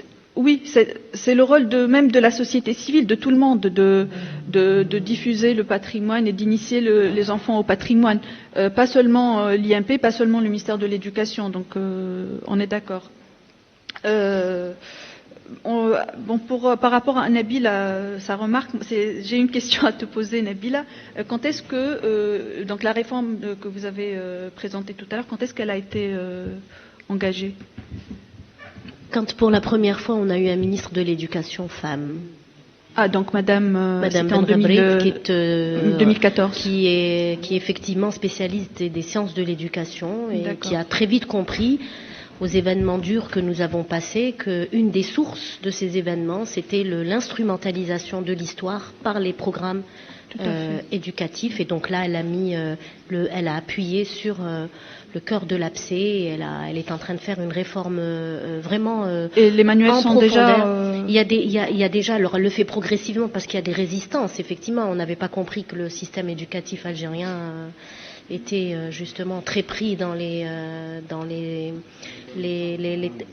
conflits idéologiques. Et donc les choses se font, mais en tout cas une prise de conscience est réelle et on commence à le sentir dans quelques réajustements qui sont introduits dans les programmes d'histoire. Voilà. D'accord, merci, on en reparlera tout à l'heure. Je termine en répondant à Si Ahmed Soula. En fait, quand j'ai dit que le rapport au patrimoine ou le contact avec le patrimoine se fait principalement à travers les cours d'histoire, je parle de l'école primaire, mais c'est vrai que plus tard, dans les cours d'arabe, on a des textes qui peuvent être assimilés à des documents historiques. Et là, je parle toujours du patrimoine culturel. Bon, c'est vrai, j'ai pensé étudier les autres matières, mais j'ai pas eu le temps, mais je le ferai. Donc voilà, je vous remercie. Bien, merci. Je vous demanderai de penser aussi à la médiation des adultes. Parce que ça, c'est une autre paire de manches. C'est vrai, là, c'est très bien ce que vous faites, mais il est vrai que nos étudiants sont aussi un peu déroutés, perdus, ne visitons pas tous les musées, ne le visitons pas comme il se doit, etc. Ça serait bien si vous pensiez un jour à un programme pareil qui s'adresse aux étudiants. Juste, j'aimerais finir avec une information importante. Donc, le deuxième titre est prêt. Depuis près d'un an, la Fondation Kamel Azhar a réservé un petit budget pour le financer, mais c'est pas suffisant. Et le ministère des Affaires culturelles, que j'ai sollicité plusieurs fois, n'a montré aucun intérêt à ce programme. Donc, c'est malheureux. Voilà.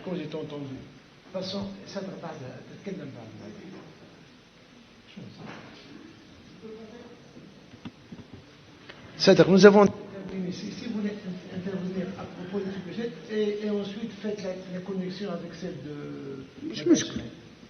Alors, nous passons maintenant à la communication de ce budget. Il y a Sadak.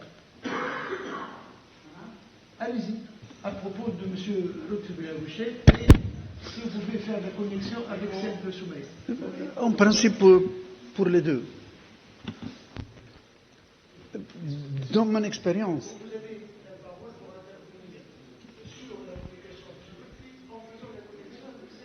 d'accord. Je dis, mon expérience, c'est que dans ma vie, je n'ai jamais rencontré un de mes parents, des élèves, des lycées ou des écoles, qui a été intéressé par des cours d'histoire. Les professeurs d'histoire, c'est nous qui les avons formés.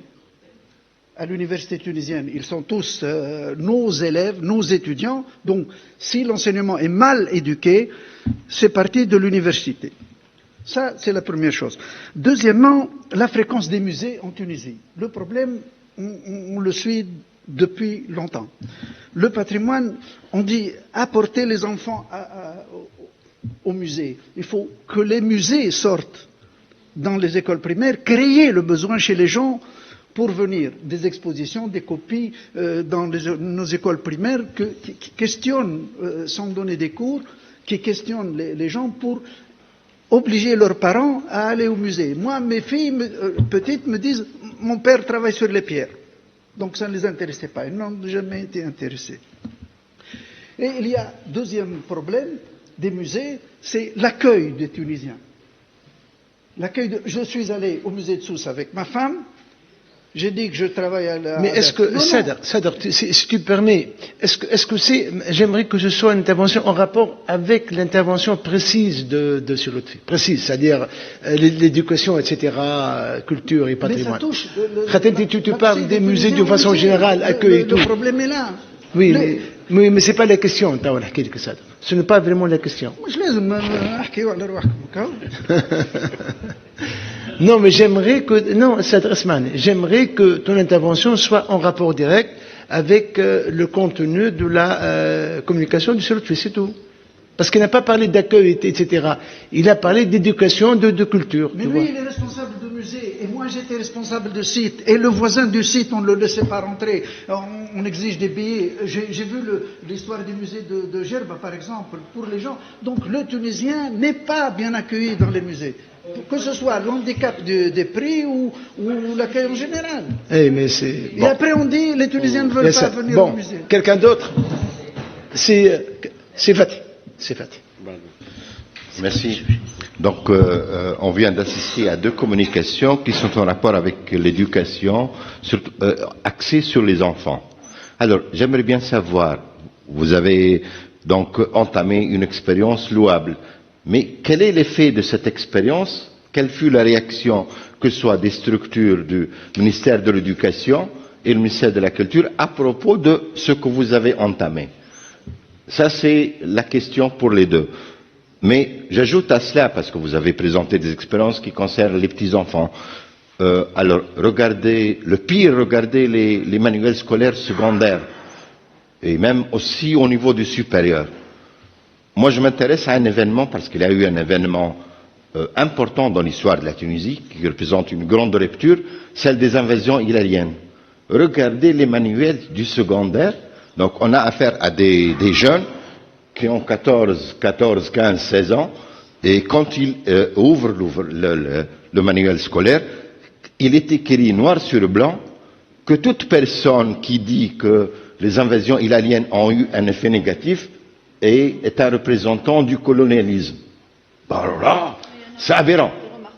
C'est aberrant. Non, mais attendez. Au supérieur, c'est pire. Moi, j'étais membre de jury d'une thèse, et le président de la soutenance, il a dit en pleine assistance dans une instance universitaire que, attention, ne dites aucun mal des Hilaliens, nous avons tous du sang hilalien dans nos gènes. Alors là, et ça c'est après le 14 janvier. Hein. Bon, essayons, je vous prie. Je sais que mes collègues aînés ont beaucoup de choses à dire, mais on aimerait qu'on reste stricto sensu dans le contenu des communications, s'il vous plaît.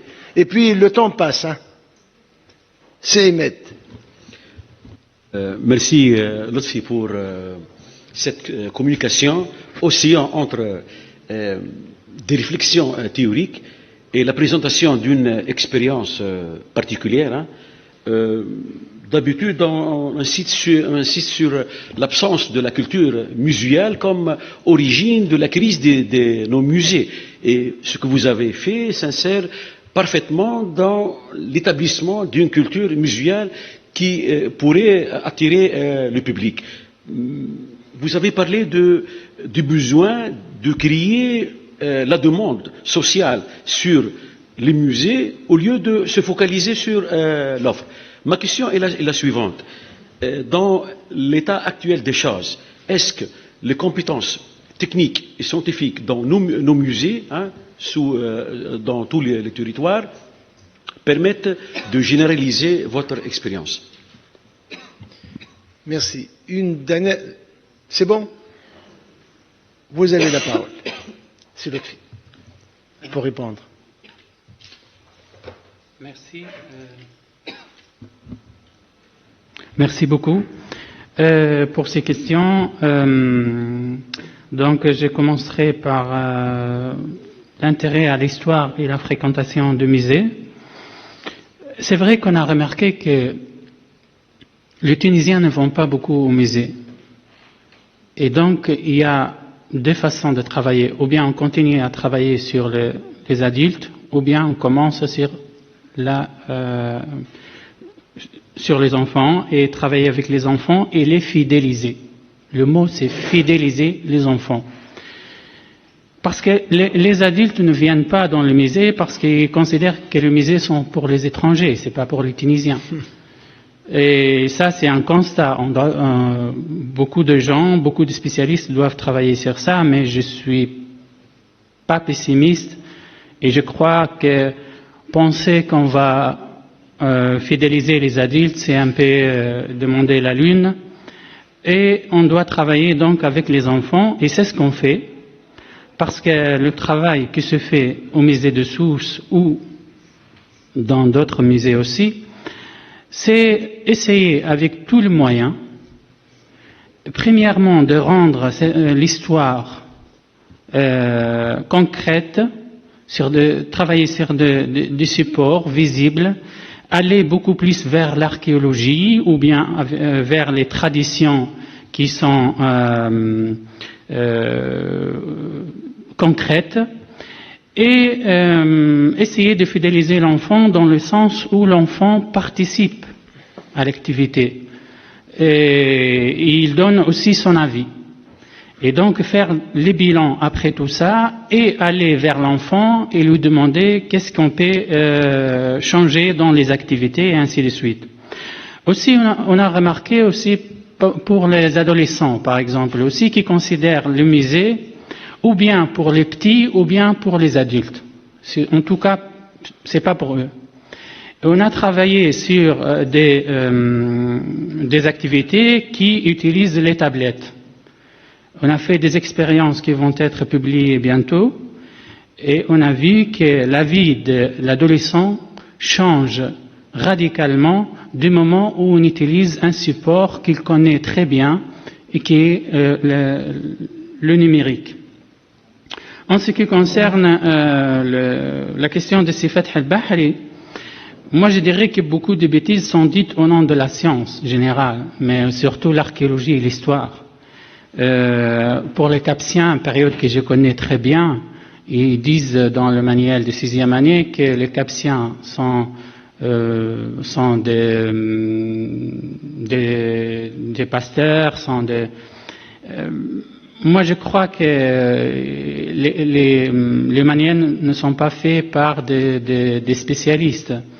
Et c'est très simple de dire des choses et après on va certainement les regretter parce que c'est ancré dans la tête des gens. Et ça, il faudrait repenser tout ça avec des gens qui sont spécialistes de la pédagogie. Pour Imad Sola, la demande, au lieu de se focaliser sur l'offre, parce que l'offre ne change pas la demande. Il faut travailler sur la demande, il faut aller, par exemple, il faut avoir les minimums de choses. Il faut avoir une base de données des écoles, par exemple, qui fréquentent les musées de Sousse. Il faut aller vers les directeurs de l'école qui ne va pas au musée et lui dire pourquoi vous n'allez pas au musée. Et donc il y a beaucoup d'intervenants dans tout ça qui veulent faire ce travail.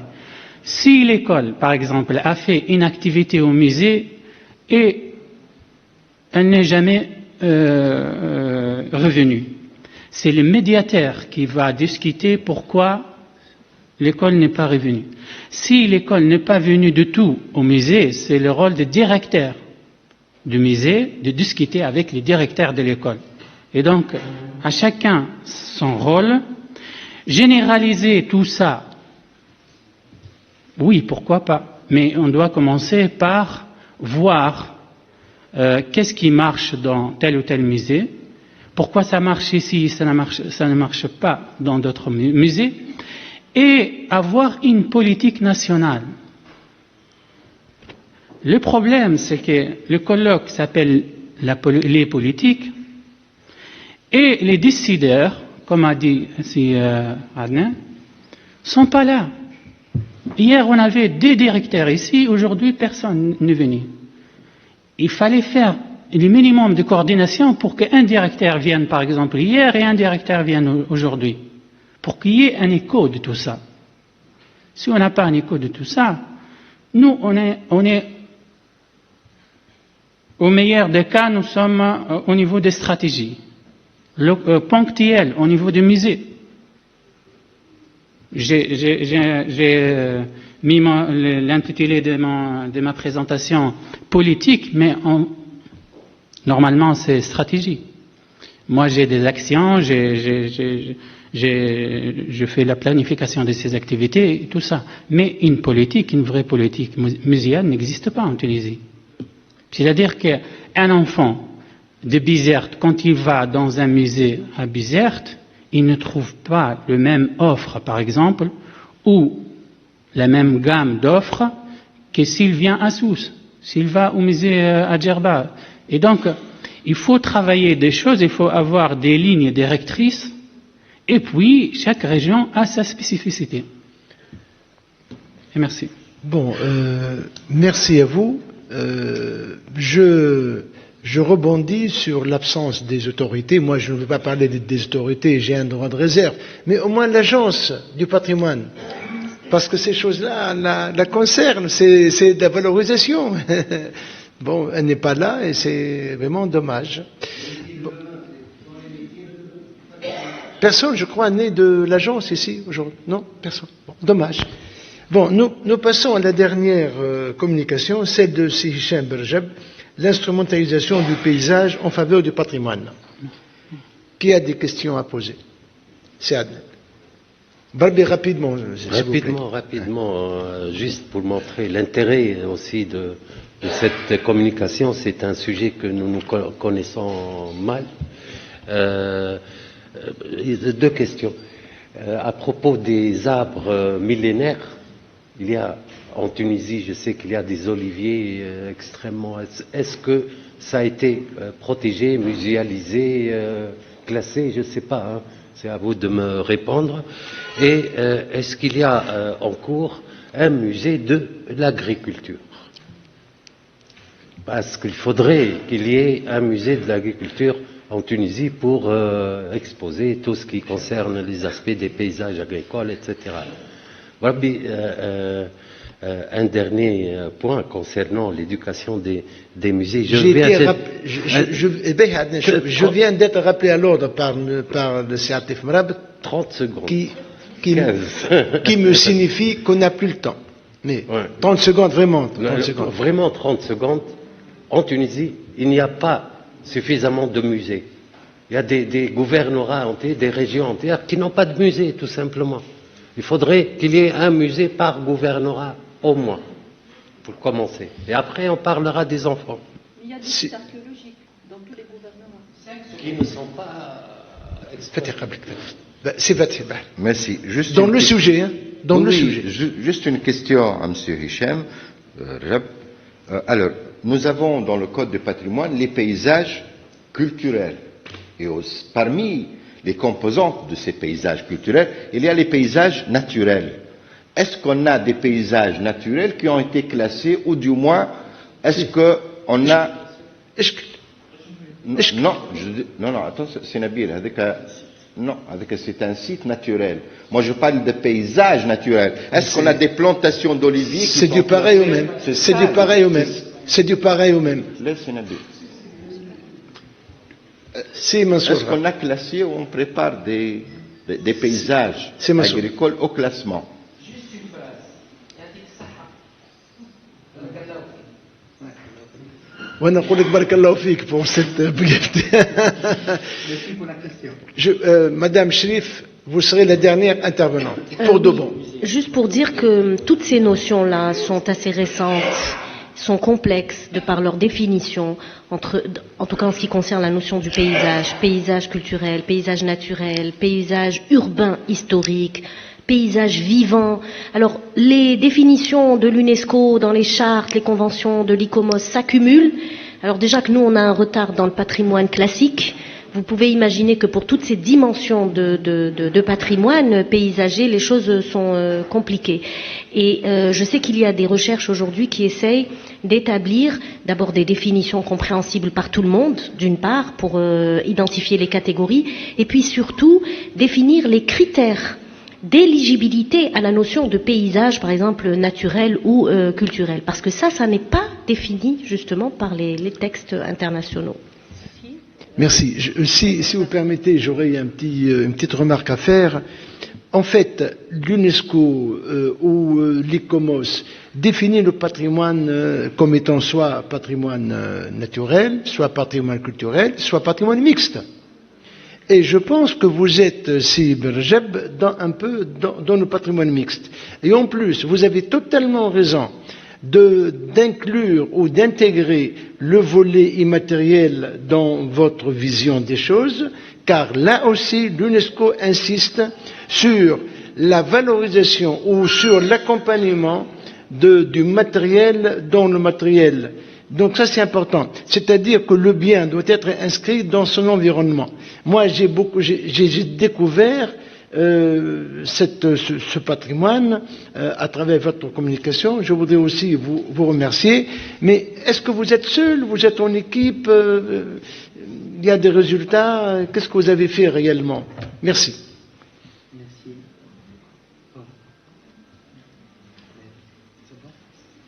Merci à vous tous pour votre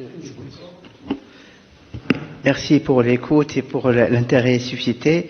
Je commence par dire que l'arbre est 100 millions d'années. L'homme, ce sont des milliers d'années. L'arbre est patrimonial. C'est vrai, nous avons des arbres millénaires, mais ce sont des collections, des arboretums qui maintiennent rarement ces arbres-là, et ces arboretums sont le premier cible de l'urbanisation. En fait, ces arboretums sont toujours à l'extrémité des petites villes, et si on va créer un hôpital, une petite école, on va attaquer directement à l'arboretum. Donc ces collections-là sont vraiment vouées à la disparition. Nous n'avons pas un projet sur les arbres millénaires et les arbres patrimoniaux. Nous avons fait à notre unité de recherche la valorisation des vergers patrimoniaux. Les vergers patrimoniaux, lorsque l'arbre n'a pas une production matérielle, mais elle a des valeurs du paysage, du patrimoine, et on a fait avec les cotations paysagères pour dire qu'il n'y a pas une valeur de production, mais il y a une valeur paysagère, et nous avons demandé aux autorités de ne pas affecter des valeurs monétaires simplistes, mais il y en a d'autres valeurs cachées qui doivent être considérées pour que l'agriculteur ou les spéculateurs n'attaquent pas ces réservoirs patrimoniaux. Pour les notions des parcs, des classements, on va parler d'une façon très honnête. La Tunisie a toujours fait une politique internationale d'ouverture. Et ça, c'est très bien. Nous sommes un peuple ouvert. Mais la politique des parcs, des réserves, c'était une politique d'avoir des fonds. Et on crée des parcs, tout ça, pour avoir des chiffres. 20 parcs, nous avons maintenant 30 parcs. Et alors, c'est-à-dire, pour avoir des fonds, et des voitures, et on n'a pas vraiment une politique, une stratégie de mettre ces parcs-là dans une dynamique de développement. Et c'était toujours une dynamique d'avoir des fonds et voilà. Donc c'est ça. Je suis tout à fait d'accord avec vous, Monsieur le Président. Nous sommes dans le patrimoine hybride, dans l'hybridation, dans le croisement de beaucoup de choses. Je m'oriente vers les petites pratiques agricoles, qui sont menacées, et cette agriculture sociale a une dimension patrimoniale et peut rendre service à nos familles qui sont des familles démunies, etc. Donc je finis par ce mot-là, et nous sommes là dans des questions difficiles, des questions de confusion. Est-ce que nous avons une politique paysagère? Non. Est-ce que ailleurs, ils ont cette politique paysagère? Oui. Mais même ailleurs, ils ont une politique environnementale. D'ailleurs, on n'a pas une réglementation paysagère, on a une réglementation environnementale. Si on va faire une expertise sur une défiguration au niveau d'un territoire, ils vont faire une évaluation environnementale. On n'a pas cette évaluation paysagère. Donc le paysage et le patrimoine qui sont le point de départ et le point futuriste d'un territoire sont toujours tellement tout le monde en parle. Et il reste toujours en marge des discussions. Donc je reviens, le paysage est aussi handicapé par l'environnement. On parle de l'environnement et non pas du paysage. Et merci. Merci à vous tous. Parce que tout à l'heure, il a été dit que les décideurs n'ont pas été invités. Alors je tiens à dire à tout le monde que nous avons invité le ministre de l'enseignement supérieur, qui s'est excusé par écrit. Alors, le ministre de la culture, des affaires culturelles maintenant, il faut dire, qui s'est excusé oralement, parce qu'il a un sommet à préparer. Le ministre des affaires locales, etc., Choun Mahali, pas de réponse. Le ministre du tourisme ou la ministre du tourisme, l'ANEP, le ministère de la Défense, qui a son représentant ici parmi nous, parce que le colonel Samir Chami, qui devait intervenir avec une communication, n'a pas pu venir malheureusement, mais il y a un représentant du ministère parmi nous. Donc, si Fawzi Mahfouz était là hier, il a présidé la première séance, c'est un décideur que je sache. Et puis nous avons les anciens directeurs qui sont là. Tout de même, j'aurais pu envoyer ils auraient pu envoyer des représentants. Merci. Voilà, la séance est levée.